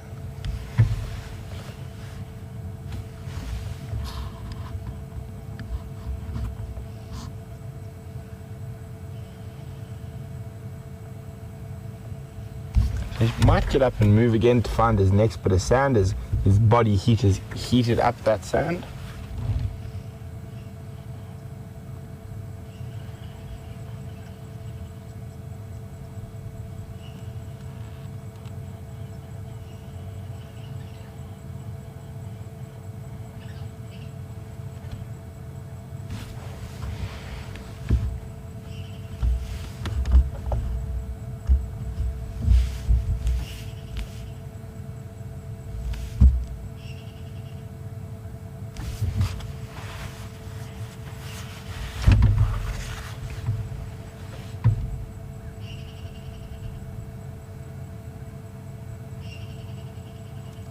Well, chatting about Disney a little bit earlier, we've got Cheryl from Orlando, the home of Disney. Nice sunny part of the world down there in Florida. And Cheryl said she's noticed a few videos circulating on the web of a cat that looks like a leopard diving into water for food, and another one of it when fighting with a crocodile. I'm not sure which crocodile one you're referring to, but the one diving underwater is a jaguar. And they are great swimmers and actually often hunt from in the water, and they will catch, I have heard they will catch things underwater. I've seen footage of them catching a tapir in the water as well. So really, really interesting. A lot of cats, the big cats, will prefer to avoid, especially cats from arid areas like ours.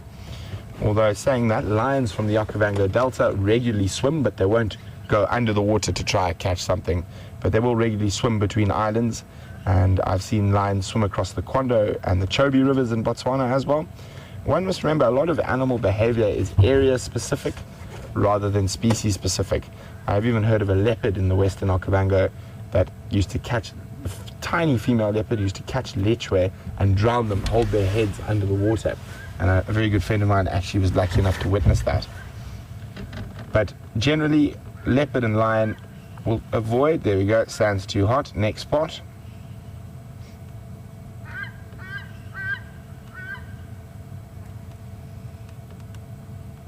And flop.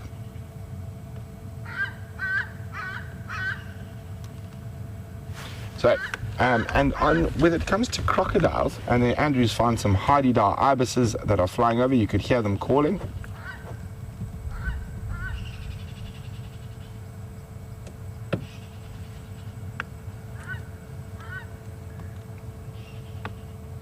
Yeah, back to, and now a very flat Mr. Q. So when it comes to crocodiles, jaguars regularly take caimans, which is a South American crocodilian, which is much, much smaller than our Nile crocodiles that we get out here. But saying that, I have seen incredible photographs of a leopard taking quite a large crocodile on the Luangwa River in Zambia, and I know for a fact they killed a few in caves in Botswana around Chobe. I was sorry, in Savuti in the Chobe National Park. So it is possible, and as I say, most of these predators are opportunists, so they will take opportunities when available. But as a general rule, lions and leopards in this area will generally try to avoid water or swimming. I've watched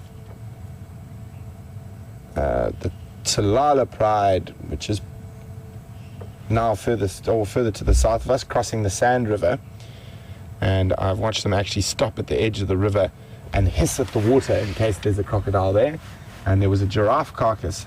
A giraffe slipped and fell on very algae covered rocks in the river, and the lions were trying to feed on it, but they were constantly hissing at every little bubble and eddy that went past them, thinking it was a crocodile. So in this area they're not very fond of water.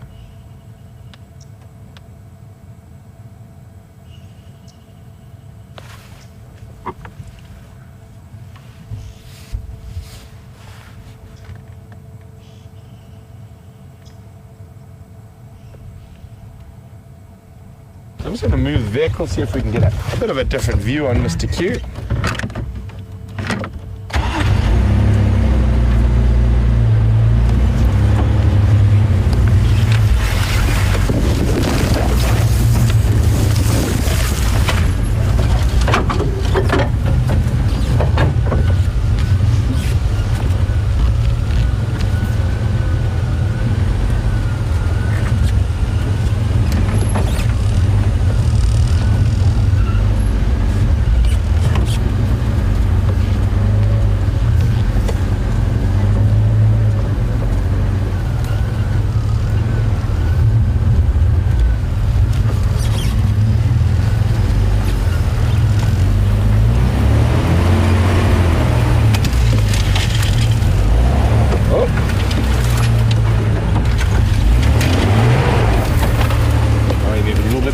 I think.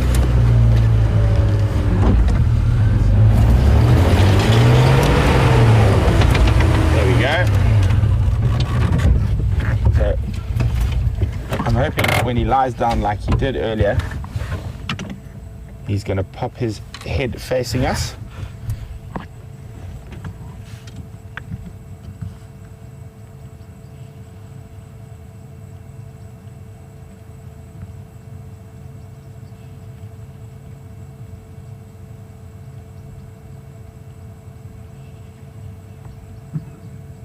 Just listening to those squirrels. That's a different squirrel alarming now.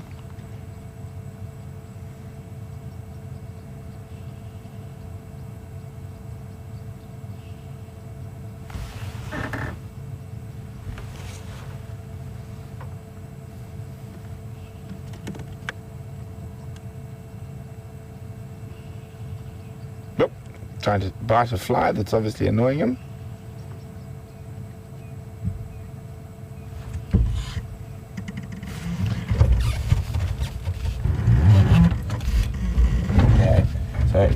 He didn't quite stick to my plan, so we're gonna try something a bit different.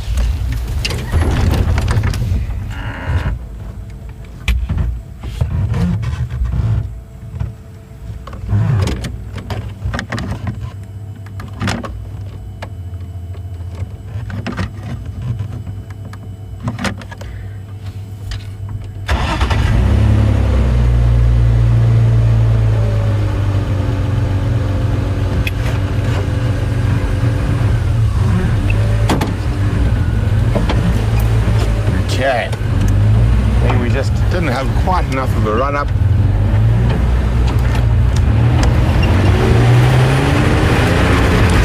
There we go.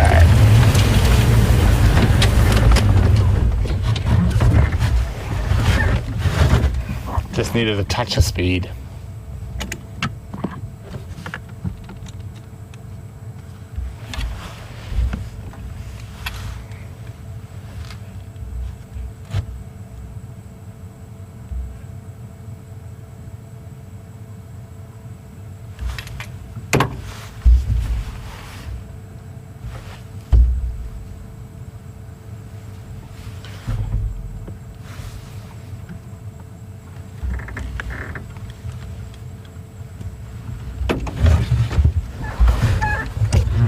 going to move back a tiny bit.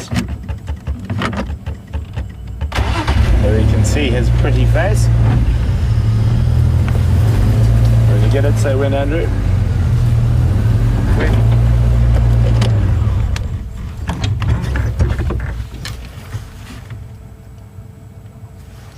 And if we look up behind him, you can see the tree where the kill is.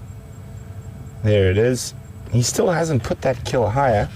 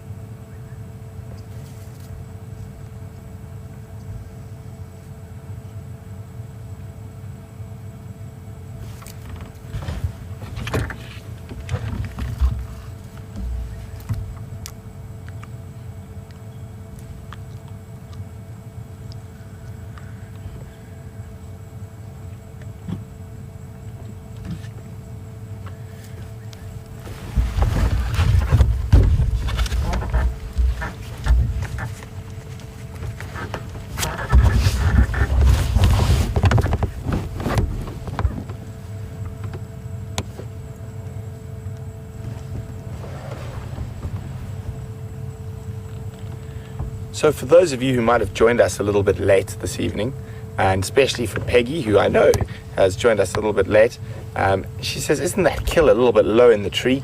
Couldn't the hyenas grab it? Most definitely, Peggy, and I did mention, I have noticed he hasn't moved it higher up yet, and hopefully he will hear if a hyena comes across, or even a lion, or even another leopard. It isn't quite an easy place to steal. So hopefully he does move it, or he possibly feels comfortable enough that he's close enough that he will be able to rush there and move it before hyena or anything else does anything with it.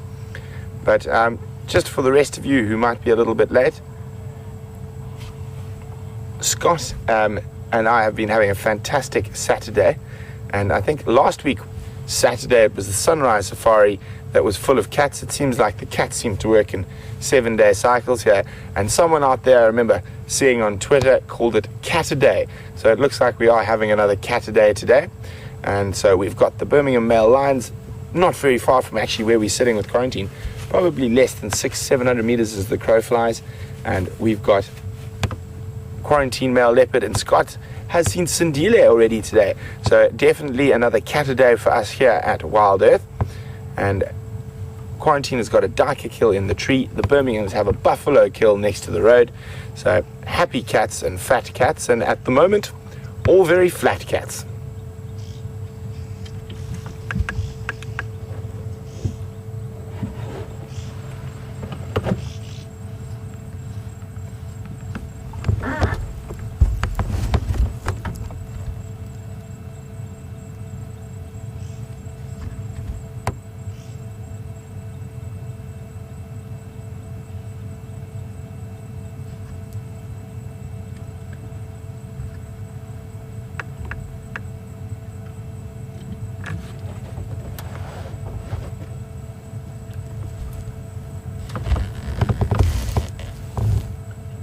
So, as I mentioned a little bit earlier on the sunset safari, these animals have an incredible capacity for healing. And I've been looking quite carefully, and I can't see any visible signs of that wound he had that we saw him, or that we saw him with when he saw off those 2 male cheetah around the Buffalo's Hook waterhole.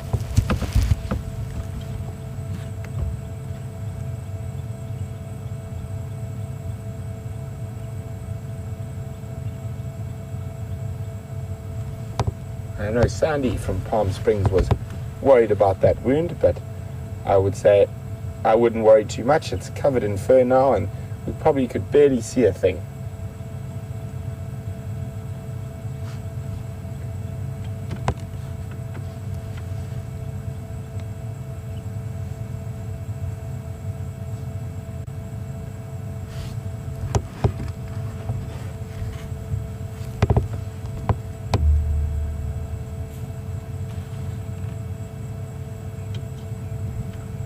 So as I was saying, on this wonderful Cat-a-day, we've got lots of fat happy and flat cats. So from one flat cat to a set of flat cats.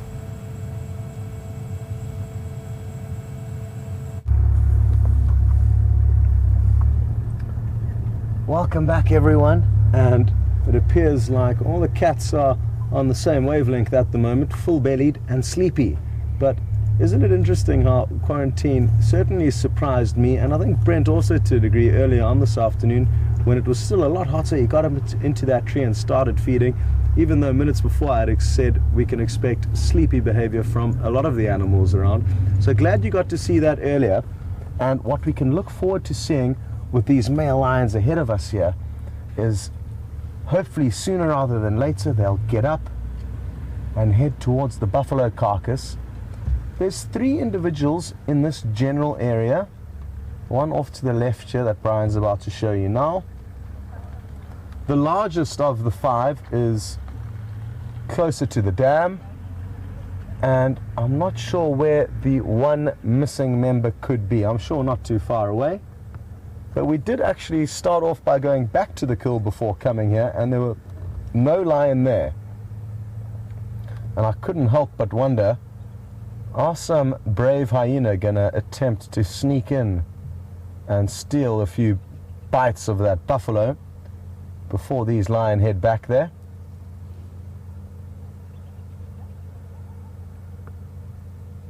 Another carnivore that's arrived onto the scene in this general area, and they dotted in a lot of the dead trees, are vultures. So the message has spread through the wilderness, and some of these vultures could have come from possibly hundreds of kilometers away in order to now sit and wait patiently for their turn to feed on the kill. I did actually see a few vultures' feathers around the carcass, so I'm sure 1 or 2 of them have already taken a chance and had a few mouthfuls while the lion have been gone.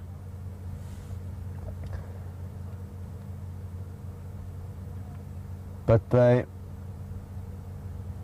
are very well trained at exercising their patience and have been known to wait for up to 36 hours or even more in dead trees like we've just seen them in, as they know that eventually they will get their turn, and with their little beaks they can finish off all the little scraps that some of the larger carnivores cannot get to.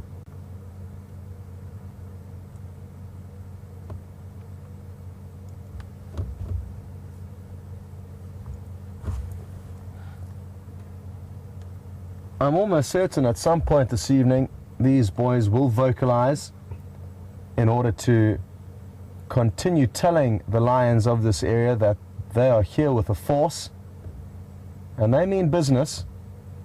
The Matimba Coalition, which are currently dominant over this area,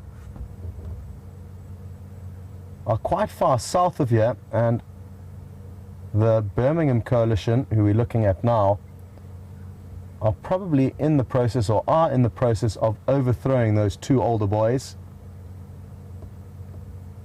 And they're going to let all the lions far and wide know that they are here. And wouldn't that be wonderful to share with you?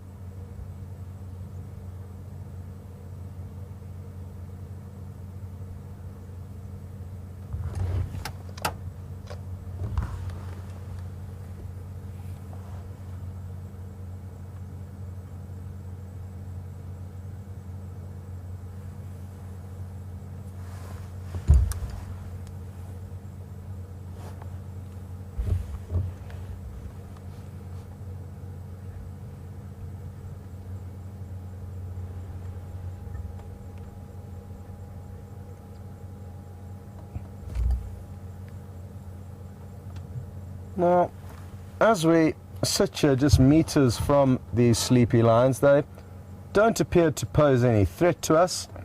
And a question that's frequently asked, especially amongst the newer viewers, is how are we safe in these very open vehicles with such top predators around us that could very, very easily catch us and pull us out of this vehicle? Well, that's a good talking point. And we've just got a question through from Itch in Pretoria, and he would like to know why we think it is safer to be here with wild lions who are naturally scared of us than around captive lions who often cause more injuries and deaths every year than actually wild lions do? And it's a good question, Itch, but just to go back, for many hundreds of thousands of years, we as humans have been the apex predator on the planet, and therefore lions and most other animals and predators will flee when they see a bipedal, upright human walking on his two back legs, carrying along, and they are scared of us, and they have reason to be, and that is why we are the #1 mammal on the planet. We have taken over more land and more space than any other given animal. And they know that, and thankfully that makes us safe. Now the difference is, and that, let me just go back a few steps there, if you respect them and try and avoid disrespecting them and give them their comfort zones, they will 9 times out of 10 run away from us and not attack us. Itch is interested to know why the captive animals do pose more of a threat to us, and it's quite simple, Itch. As soon as you start feeding an animal, it will lose its fear of you as a human and start seeing you as a very, very useful source with which to be around. And because they don't lose their fear, they will therefore possibly attack us at one point. So as soon as an animal gets tended to and looked after by humans and fed by humans, even if it's a monkey, it could become dangerous in the future and try and get a bit cheeky and cocky and attack you trying to get food. Obviously you'd prefer a monkey than a lion, but the same is applicable for all wild animals. And food is one of the most important things out here, Itch.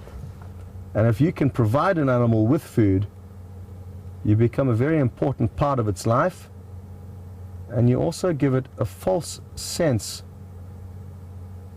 of strength over you over time, getting very close to them. They will lose their respect that they are instinctively born with,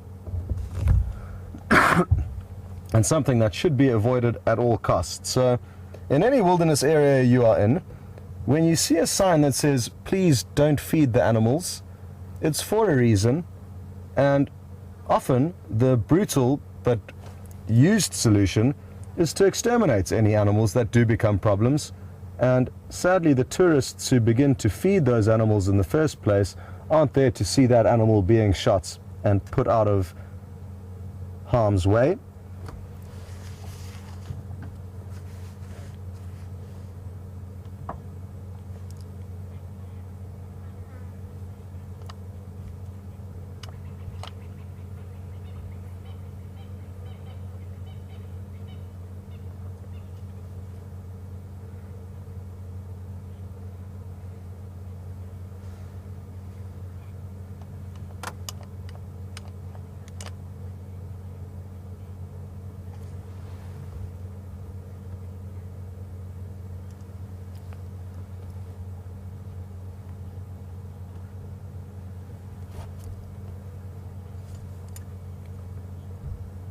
And a question on the same topic of lions attacking humans is from Peggy, and I'm not sure when you heard about these stories, Peggy, of lions attacking vehicles in the Kruger Park. I'm not saying it didn't happen, I'm just interested to know how recently it did happen.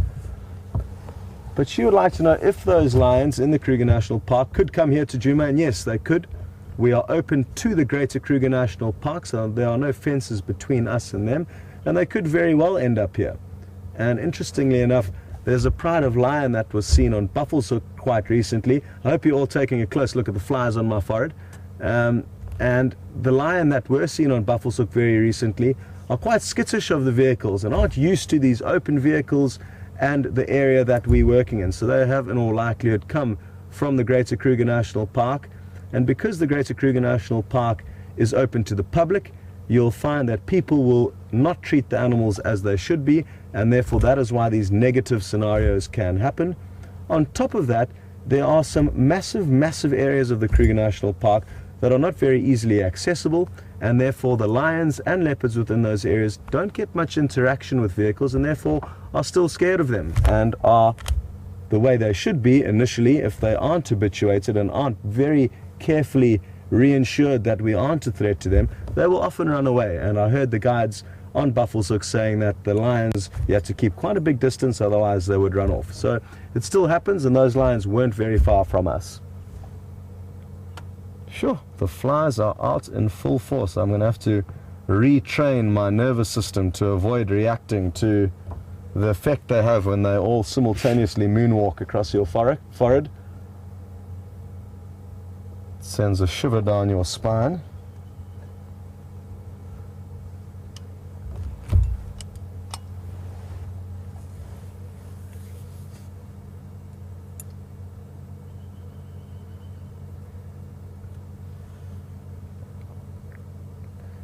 Now, I mentioned that we did pop in at the buffalo carcass on the way here, and we just got a question from Deborah in Ontario asking if we can see the kill from here.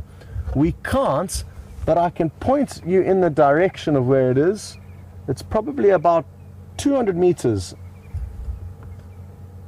out there, possibly even a little bit further, so no way of seeing it from here. And the reason why we left it is because all the lion don't seem to be anywhere near it for now. We've accounted for 4 of them, one of which we are not sure. And I'm guessing what may happen is the individual who's furthest away from us, closer towards the Gowrie Dam, is going to, and he's the biggest of the bunch. For those of you who don't know, it is one larger male, ever so slightly, 3 of the same size, or very similar size, and then 1 slightly smaller.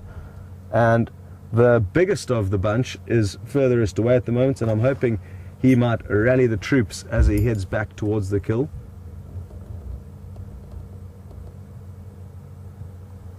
But for now, like I said earlier, we are going to have to practice our patience skills.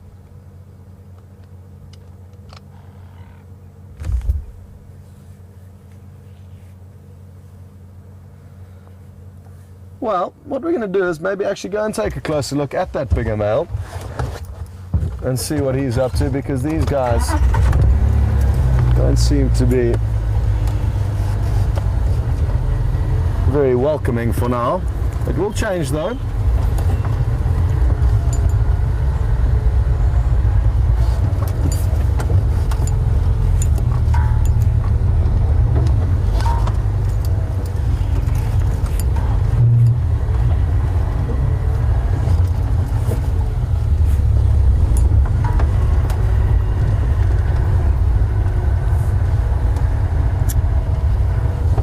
I was discussing how we may be able to possibly hear these lions roar later, and how they are going to continue asserting their dominance, or at least trying to, over this area. And Zoomy Mike from Michigan has asked us, where will the mature males go once they get overthrown? Possibly directly to heaven, Mike, is one option. And the second one would be into kind of buffer zones or no man's land where there are no current coalitions, but they may be on the run many kilometers from here in order to find a little safe zone to see out their last days. But it's not uncommon in these coalition takeovers for fights and battles to lead to death. And it usually is the older males who are on their way out that get killed by the younger up-and-coming coalition. So that could happen. Or they could simply move off. But they would have to fly below the radar in all likelihood. And sadly for them, the clock is against them and their days are numbered. They could, depending on strokes of fortune, end up in a different area where they may be able to be dominant over a pride for the next year or so, but the future for them is bleak. For us though, it is good because we have just found a lion on the move. He's just off to our right and he's the big male. And I'm guessing he's going to pop out directly onto this road, and we're going to be able to reverse and follow him as he makes his way towards the kill. I'm guessing he's going to scoop up his brothers along the way.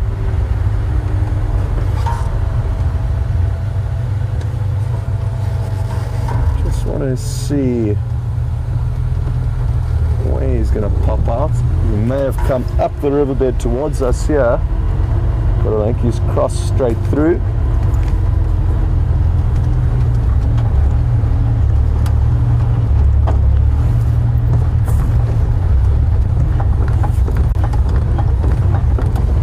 What is also a likely possibility is that because he's been lying down for quite some time and he is full of buffalo, he may have taken a short toilet break. It's quite common for them to take short toilet breaks, understandably, once they've been feeding on a buffalo for a few hours this morning.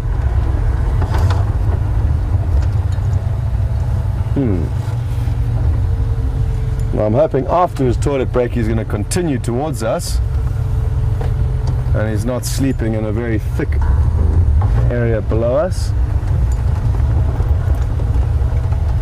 There we go.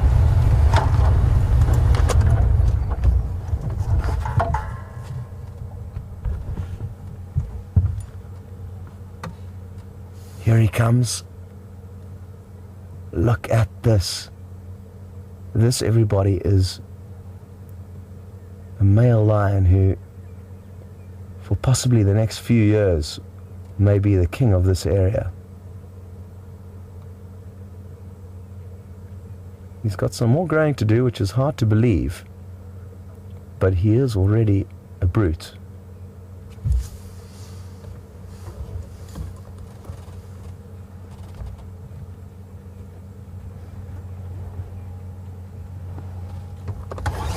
What I'm going to try and do, because we don't have such a great view of him now, I'm going to try and reverse back onto the road, which he in all likelihood will pop out onto, and that way stay ahead of him, keeping you in the prime spot to get some good frontal shots of him walking towards us.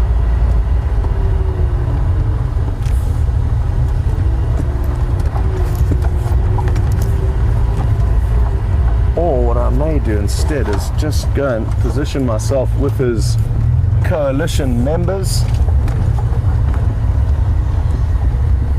as he's bound to go and greet them.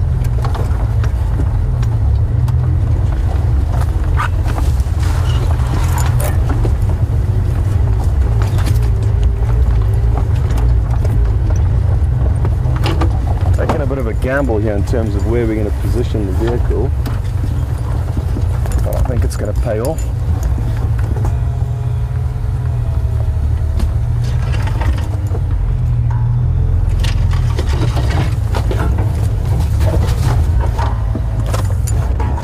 This is as good as it gets. Just want to make sure he isn't going to slink straight past us.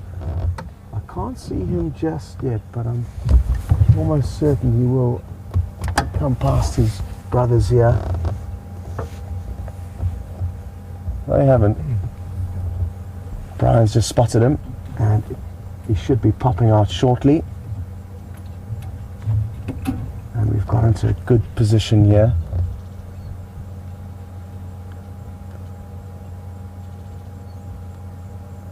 And you may be incredibly surprised by how tender and caring these animals can be when they do greet one another. Understandable though, these boys have probably been together their whole life, from when they were tiny little cubs till date. They were born into this coalition and very fortunate. Unlike Junior, who's a lone brother, these guys have got some seriously good companions and support. Watch closely here.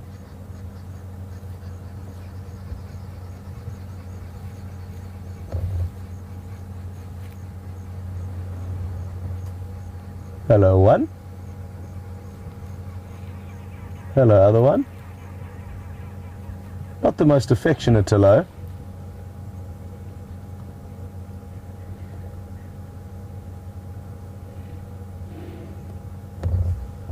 That wasn't the plan. The plan was to continue on to the buffalo kill.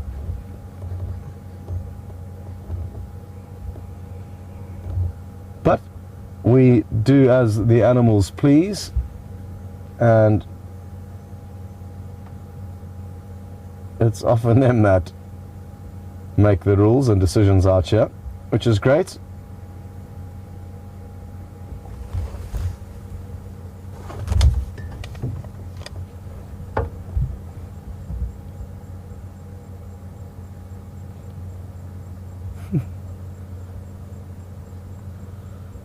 Well, Astralina, I am equally as flabbergasted as you at the size of their paws. They have got some massive, massive feet. And it's interesting to see how all of them have grown fairly considerably since I last saw them, which was many months ago now, probably in February or March. And as I did mention, just as he was walking towards us, they probably still have a tiny bit more growing to do, at least certainly with their manes.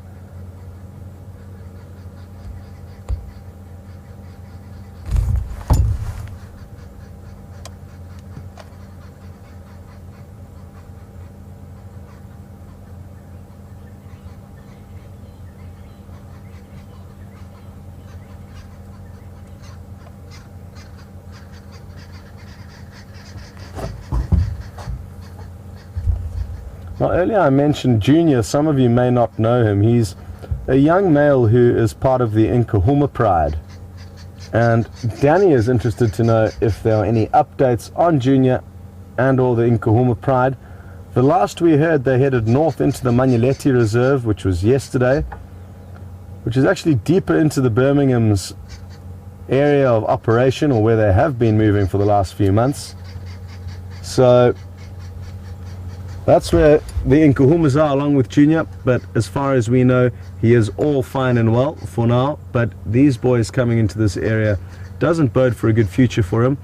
Having said that, though, it is about time that he leaves that pride. It's his natal pride, and the reason why he needs to leave is so that he doesn't mate with his mothers and sisters in the future. So it is nature's usual cycle for young males to move out and establish a dominance in an area far away from where they were born, and I guess this may just speed up that process for him. You might be wondering what's making that noise. They're birds called Aramark babblers, but we can't see them very clearly, but they're somewhere off in that direction. And aren't they aptly named? With a call like that, I think a name like a babbler is absolutely perfect.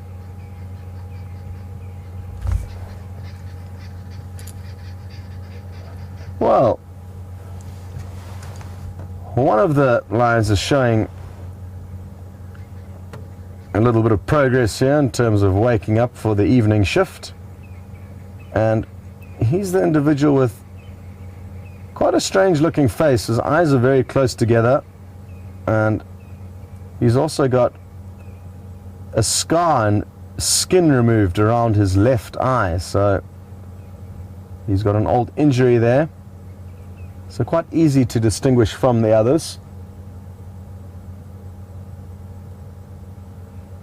I would like to see all 5 of them lined up together, because I haven't seen them like that since February or March, and only had a fleeting glimpse of them all scattered about this morning. So I do need to try and get used to who's who and what's what and what to look for with these boys.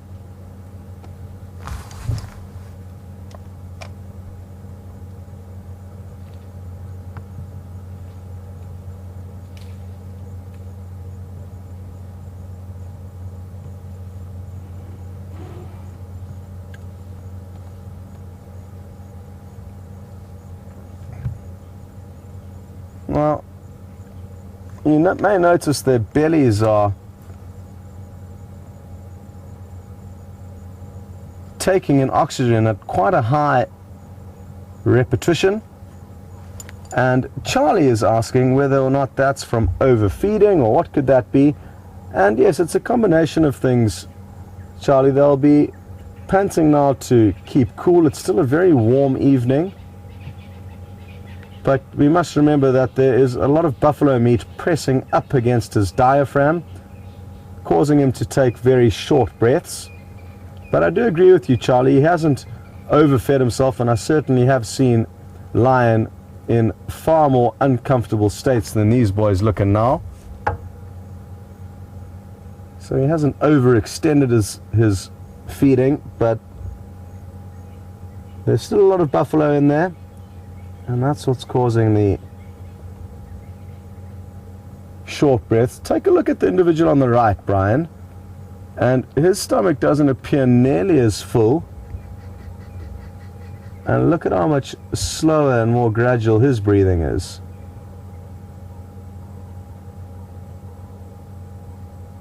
Very, very different. And I think that's directly related to the amount of food in the belly.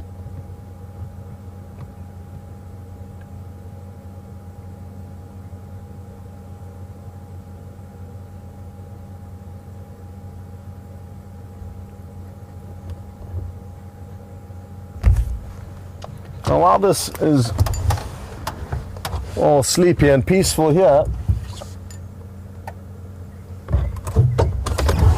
I think we're going to reposition and go up to the kill and see if the one lone male that we don't know where he is isn't there snacking. And the other one individual did get up and head in that general direction. So I think it's worth going for a quick look up there.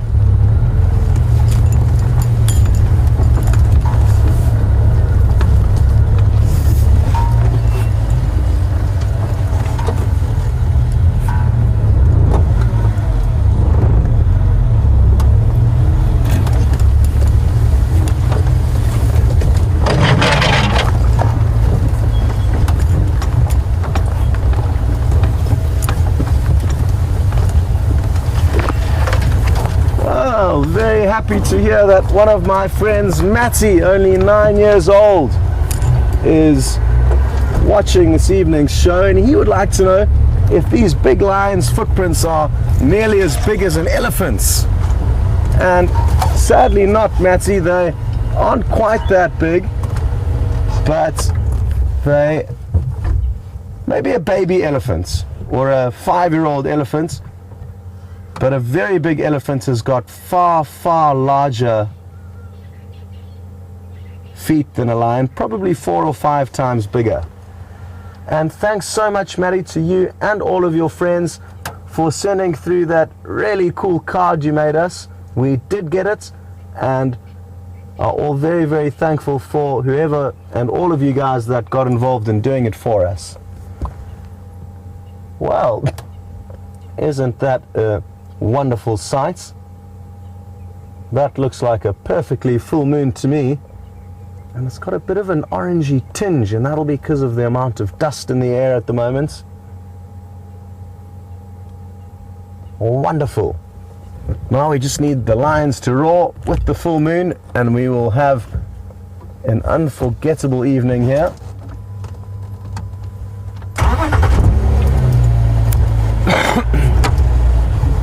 And there is still time, so don't go anywhere. We're gonna hopefully have these lions getting a bit more active soon.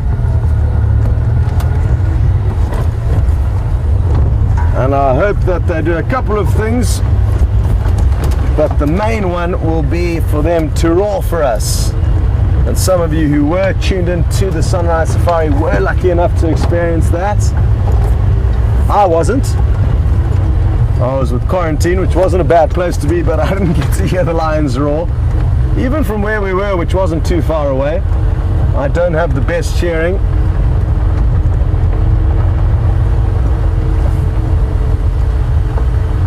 And another excuse that I will use to my benefit is that there are quite a few noises coming from these vehicles with all the machines that help get the broadcast out to you, as well as the fact that one of my ears has got an earpiece plugged into it.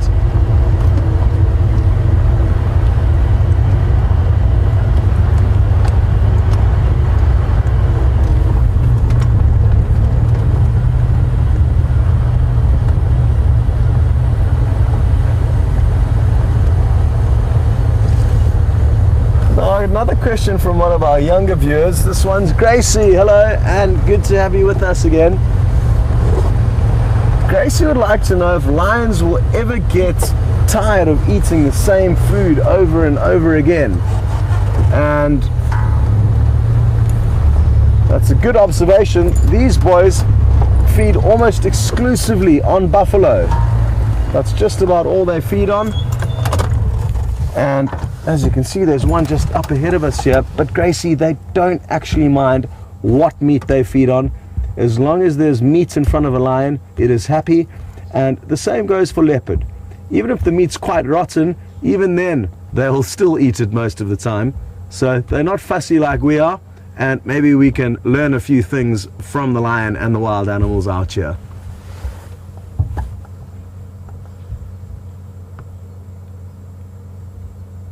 So, nothing to see here.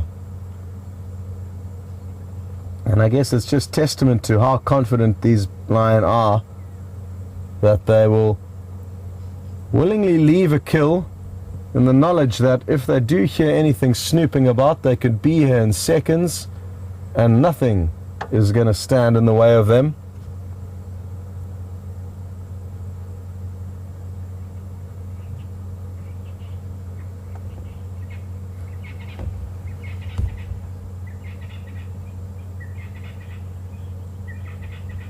What a beautiful evening it is.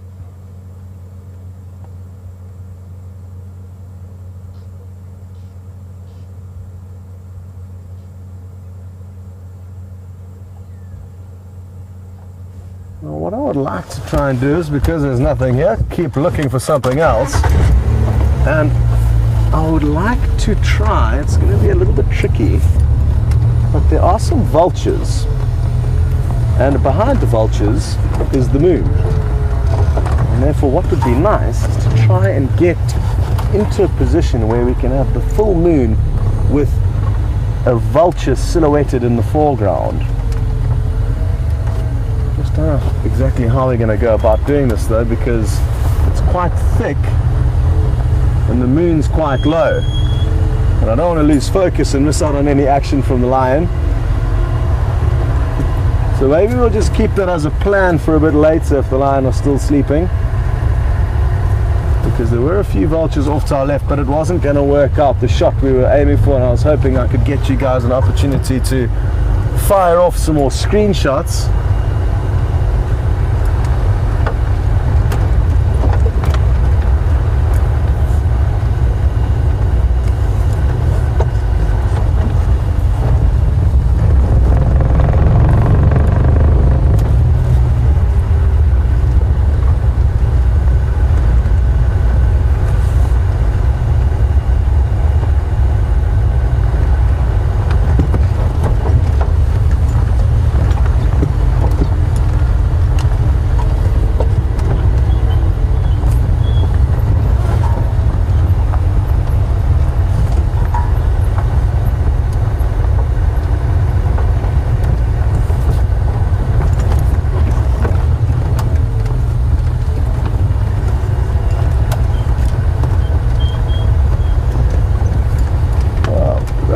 Question through from Valerie as well as Michelle, both asking about the likelihood of the buffalo that these lions killed being a carrier of bovine tuberculosis.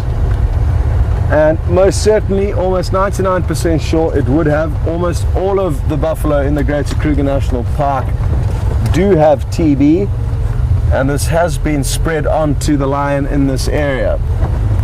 But it's been around for quite some time now, and according to studies, there's no major concern that we need to be worried about for the future of the buffalo or the lion in the Greater Kruger National Park. So even though almost all of the buffalo and lion are infected, it is a disease that causes very, very little effect on their populations.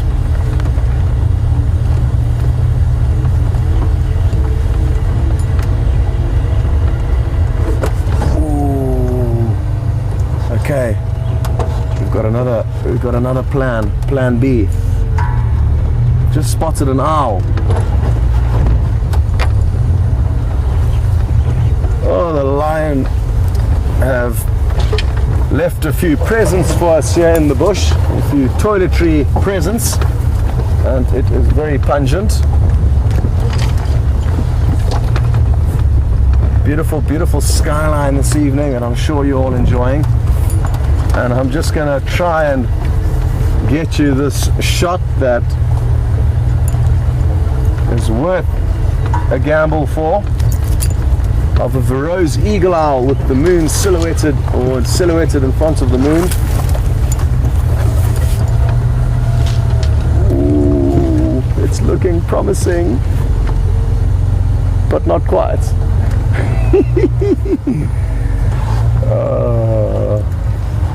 Well, I'll show you anyway. We're fairly close, but we can't get the moon directly behind the owl.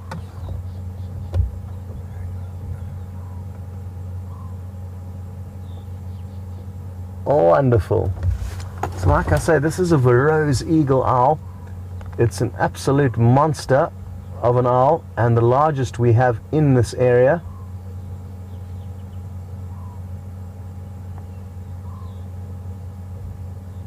But sadly the moon is in the wrong spot, and it's quite thick here, so not as maneuverable as we would like it to be. Still a beautiful scene though.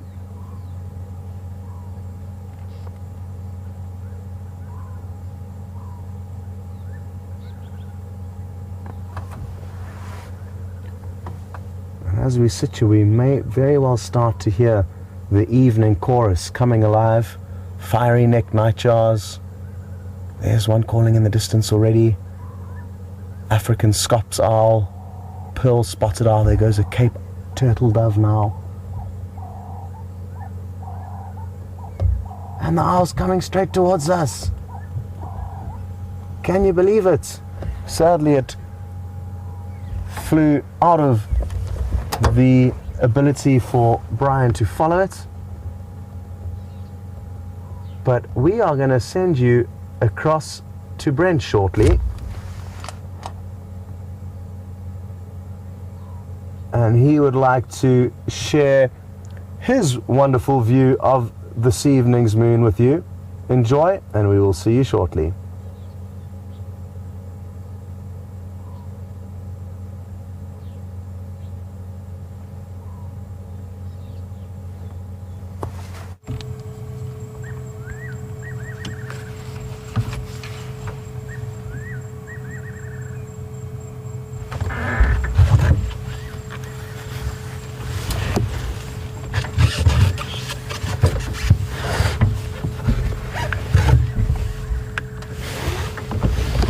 Welcome back everyone, and welcome back to the quarantine male leopard sighting.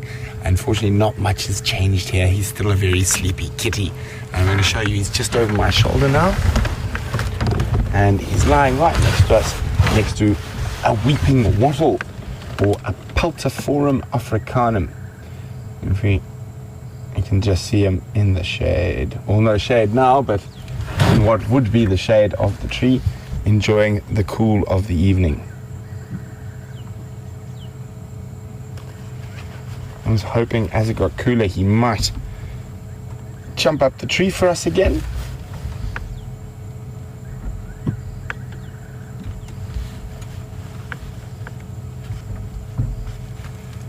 But he is a very flat kitty at the moment. So we are incredibly privileged with the amount of time we're able to spend with the different characters out here on Safari Live, and we do get to know them quite intimately. When I first arrived, we spent an inordinate amount of time with Quarantine and his litter mate, brother Kunuma, and it's really nice to have them back on the property.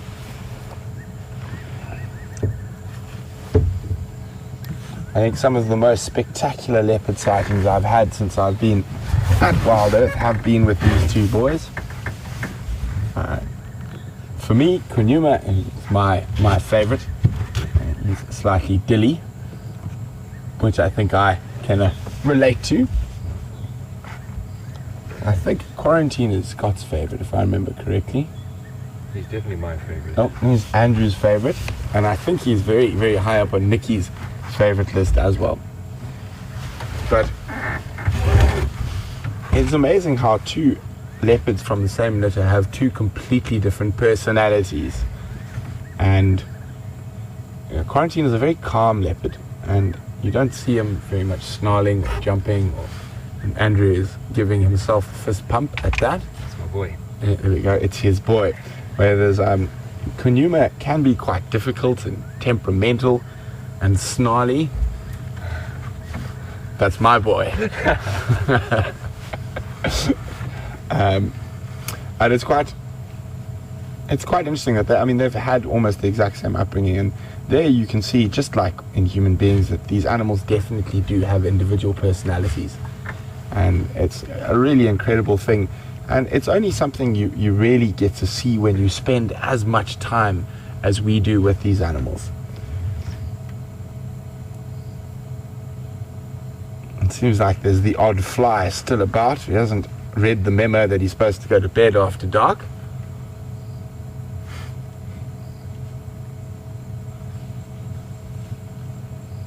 Oh, there's a little stretch there, but no movement further than that.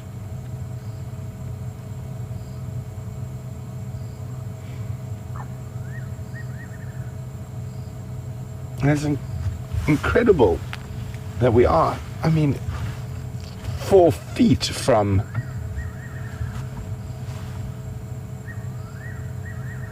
this leopard. So for those of you out there who thinking we might be going over time, we're not. We have changed the times of the drives due to the onset of the heat. So we are starting half an hour later and ending half an hour later on the sunset safaris, on the evening safaris, and in the morning or the sunrise safari we are starting half an hour earlier and ending half an hour earlier. So still 3 hours, just a different 3 hours. One of the main reasons we've done that, during that really, really hot time of the day, that sort of first hour or that first half an hour we were on drive earlier, there was very little to see, and the animals are going to start moving later at the moment, and also it does give us that opportunity to just extend into the darkness a little bit, and so many fascinating things happen in the darkness. It also gives us the chance to possibly see some of the smaller and more interesting nocturnal mammals we don't see all the time, like bush babies and genets and civets and honey badgers and white-tailed mongoose and owls and all sorts of wonderful things. And I know you guys have just seen a Verreaux eagle owl with Scott, which is one of my favorite birds in the bush. That call, when I have my first cup of coffee, almost every morning I can hear them calling in front of our camp. Do, do, do, do, do, do. And Scott and I were sitting out in front of the camp the other evening, and we actually heard, you remember, I think it was 5 different owls in about an hour. We heard a barred owlet, a pearl-spotted owlet, an African scops owlet, a white-faced owlet, and the Verreaux eagle owl. So only one owl that occurs here was missing, and that was the spotted eagle owl. There is a slim chance that we might see a Cape eagle owl here, but very, very slim.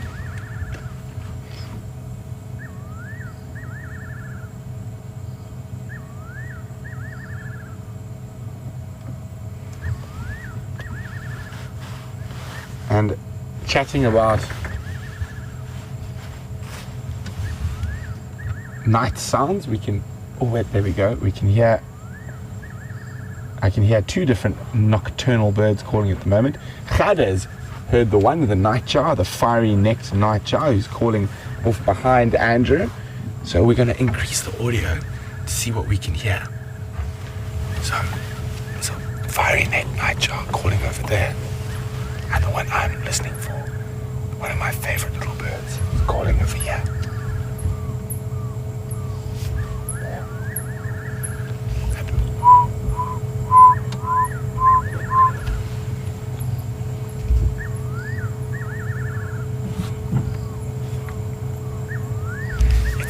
beginning of a barred owlet call.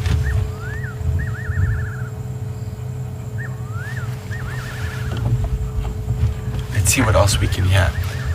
So we got definitely 2 nocturnal birds.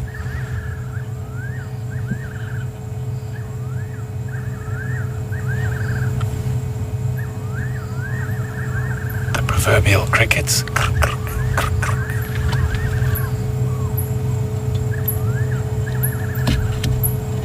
Andrew fiddling.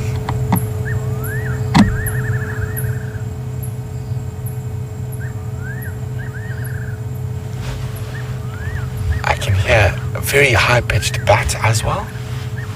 That high-pitched teet, teet, teet, teet. It's one of the little insectivorous free-tail bats. We can hear a game drive diving down a road quite far from us.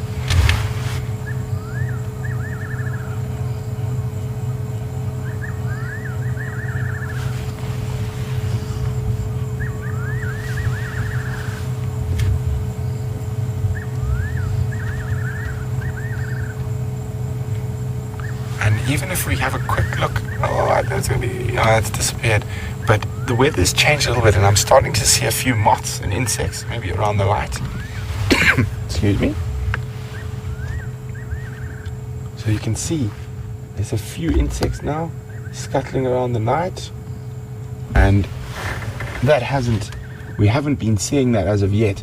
I think the weather is definitely on the change, and as nice as it is to see them now, I think after that first rain, when we get an explosion of insects, while we're going to be holding those spotlights, we're literally going to be pelted in the face by, the worst one for me is this tiny, tiny little black stink bug, and you end up chewing quite a few of them on most safaris.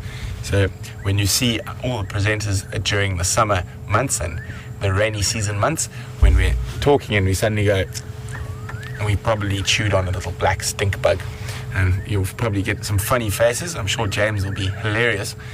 Maybe we should put some black stink bugs in his water bottle when he's not looking, just so you guys can enjoy that ridiculous face of his. We're going to have a quick look again at the moon.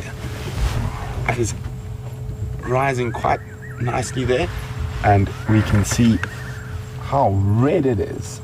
And that's from all the dust in the air at this time of year. Has it disappeared behind the tree, Andrew? It looks like it. Oh, there we go. Well spotted.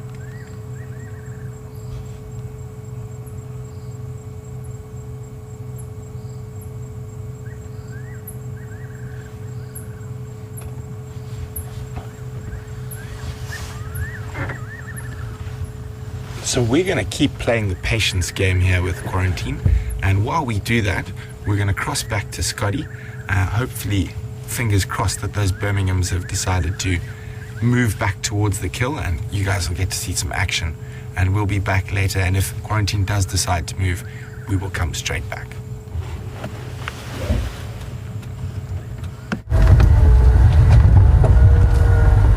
Welcome back, everyone. And we've just got into position of the kill, but sadly nobody's here, not even a hyena. And we left 3 of the Birmingham males fast asleep in the same place where you were with us just before we sent you back to Brent. So not sure exactly where the other 2 are, but I think all of them are on the same wavelength and not hungry just yet. What I was hoping for is to find a sneaky hyena having a quick nibble here. But that, like I said, doesn't seem to be the case, at least not for now.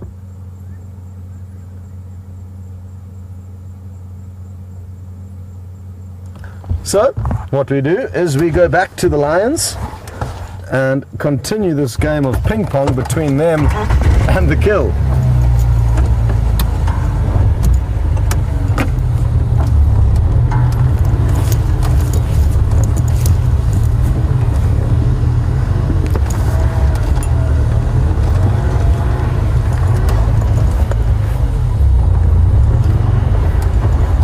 Such a beautiful, cool evening now.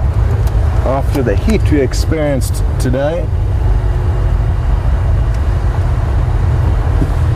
And the cool weather combined with the wonderful sightings we've been having, the full moon rising, really is making for a wonderful way to finish off another action-packed day here on WildEarth Safari Live.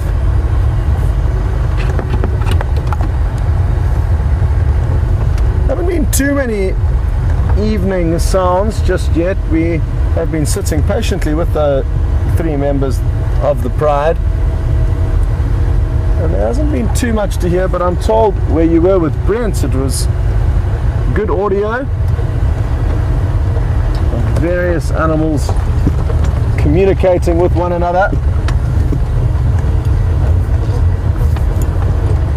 And something that I would suggest, and I did suggest just the other day, is that if you are ever wanting to listen to some wonderful choruses, nighttime is a good time to log on to the Djuma waterhole camera between our safaris, and who knows, you could potentially see some great action unfolding from that waterhole cam, but there's a guarantee of some great noise that you'll be able to hear.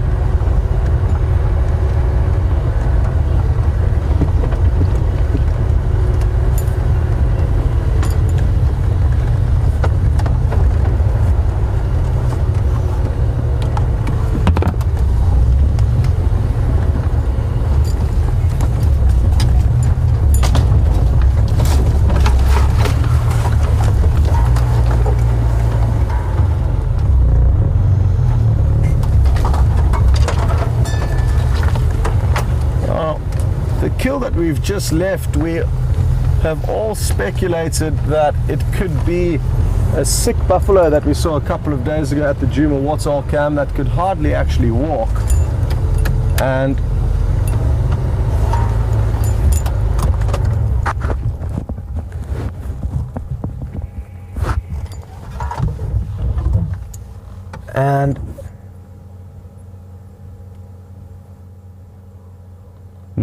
Marsha's asking whether these lions would have been able to, or how exactly would have they been able to detect the sick or wounded buffalo in this massive wilderness area. And it's a good question, Marsha. For me, it would have been luck, and they would have had to basically stumble upon it and see that it was weak and wounded. I don't think there would have been any other way for them to detect that, and probably when they came across him, or possibly some other buffaloes, he was the one that was the easiest option for them to go for. Again though, Marsha, it is all speculation, and there's no confirmation that it is in fact that buffalo.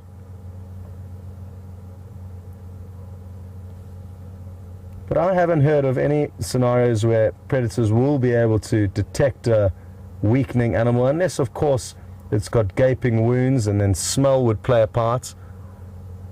That individual seemed to just have some kind of a sickness and was very weak, but had no visible wounds or issues.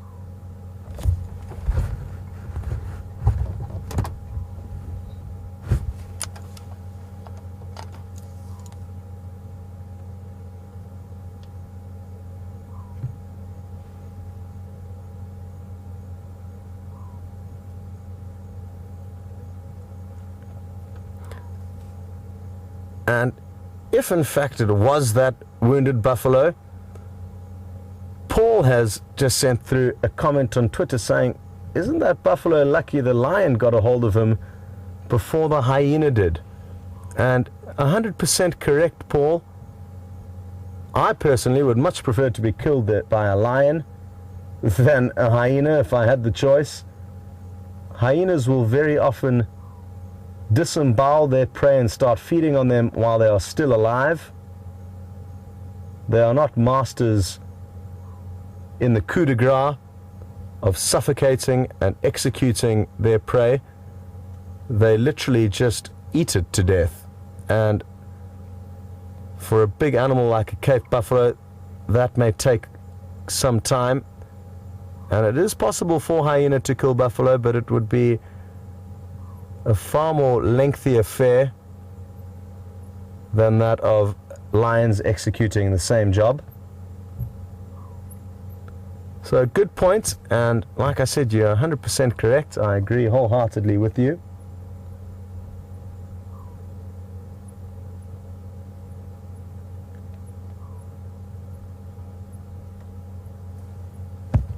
I'm just going to ask Texan for a quick update.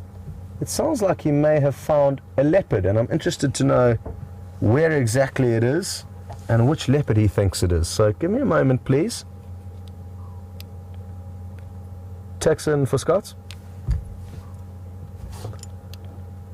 Tex, confirm you managed to locate there?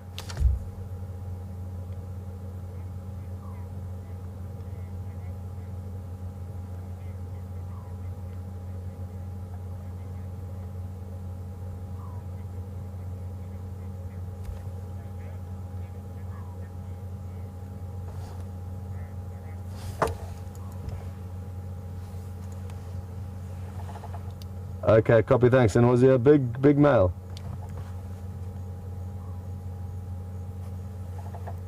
Copy, thank you very much. Well, great, folks. Just an interesting update. It's not going to be applicable to us. Sorry, Texan just asked me another question.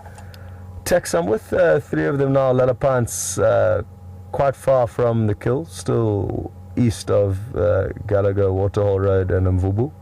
The other 2, I'm not sure where they are. And Texan managed to find a big male leopard. He thinks it was Mvula, and it's heading straight in this direction, but he lost it in very thick bush. But who knows, maybe tomorrow we'll be able to find him. And wouldn't it be great to see Mvula again if it is in fact him? Those are some good prospects, but we are going to send you back to Brent quickly and let him say his goodbyes, and hopefully by the time you come back these lions will be singing for us. See you later.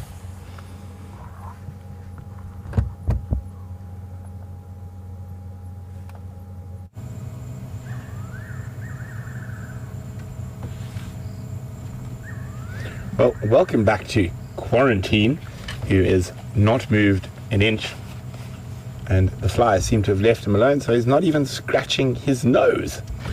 But we did have such wonderful audios of some of the nocturnal birds around here, and Heidi has asked me to show a picture of the nightjar that's calling. It's the fiery-necked nightjar, number 1, and that's that wonderful. And let me just try to get the glare off. There we go. And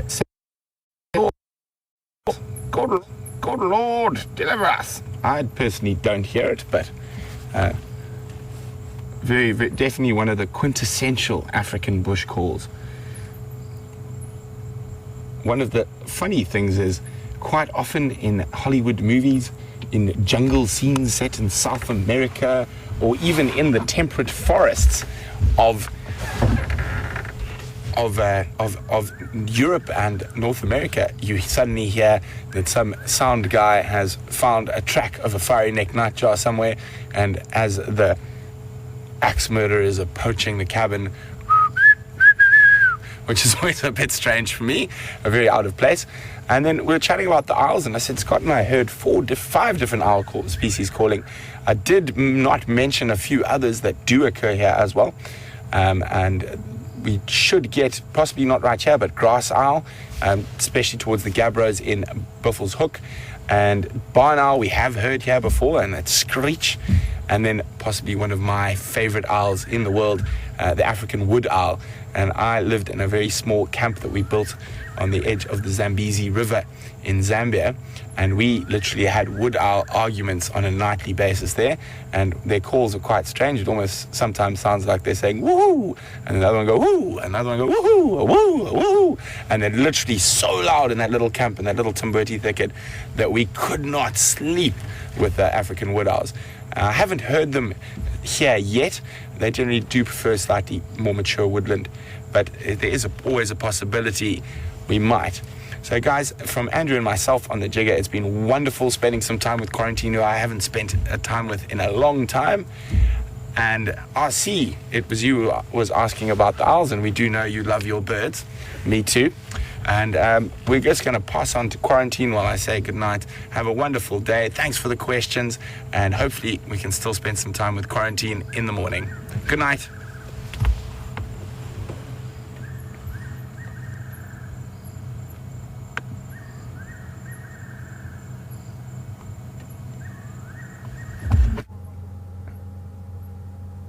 Welcome back, everyone. And as you can see in the background there's another vehicle coming to join us. You can see their spotlights sweeping through the vegetation. Sadly though, it appears like the Birmingham Coalition were most active on the sunrise safari. The sunset safari has been a little bit less productive action-wise, but nonetheless, how lucky are we to be able to view them back on our property again, and good to know that they are doing well and still hunting successfully. A quick question through from Reese before I say goodbye is asking, if these males have taken over from the Tumatimbas, why haven't we seen them mating with the females already? Reese, the business here is not over. The takeover is only just beginning, and it's going to take a lot of toing and froing, and there could be quite a few battles, mainly vocal initially, possibly leading into something more physical in the coming months. But it is just the very, very beginning, Reese. So not to worry, the Birmingham Boys will certainly mate when they do finally take full control of this area, but it's not an instantaneous operation.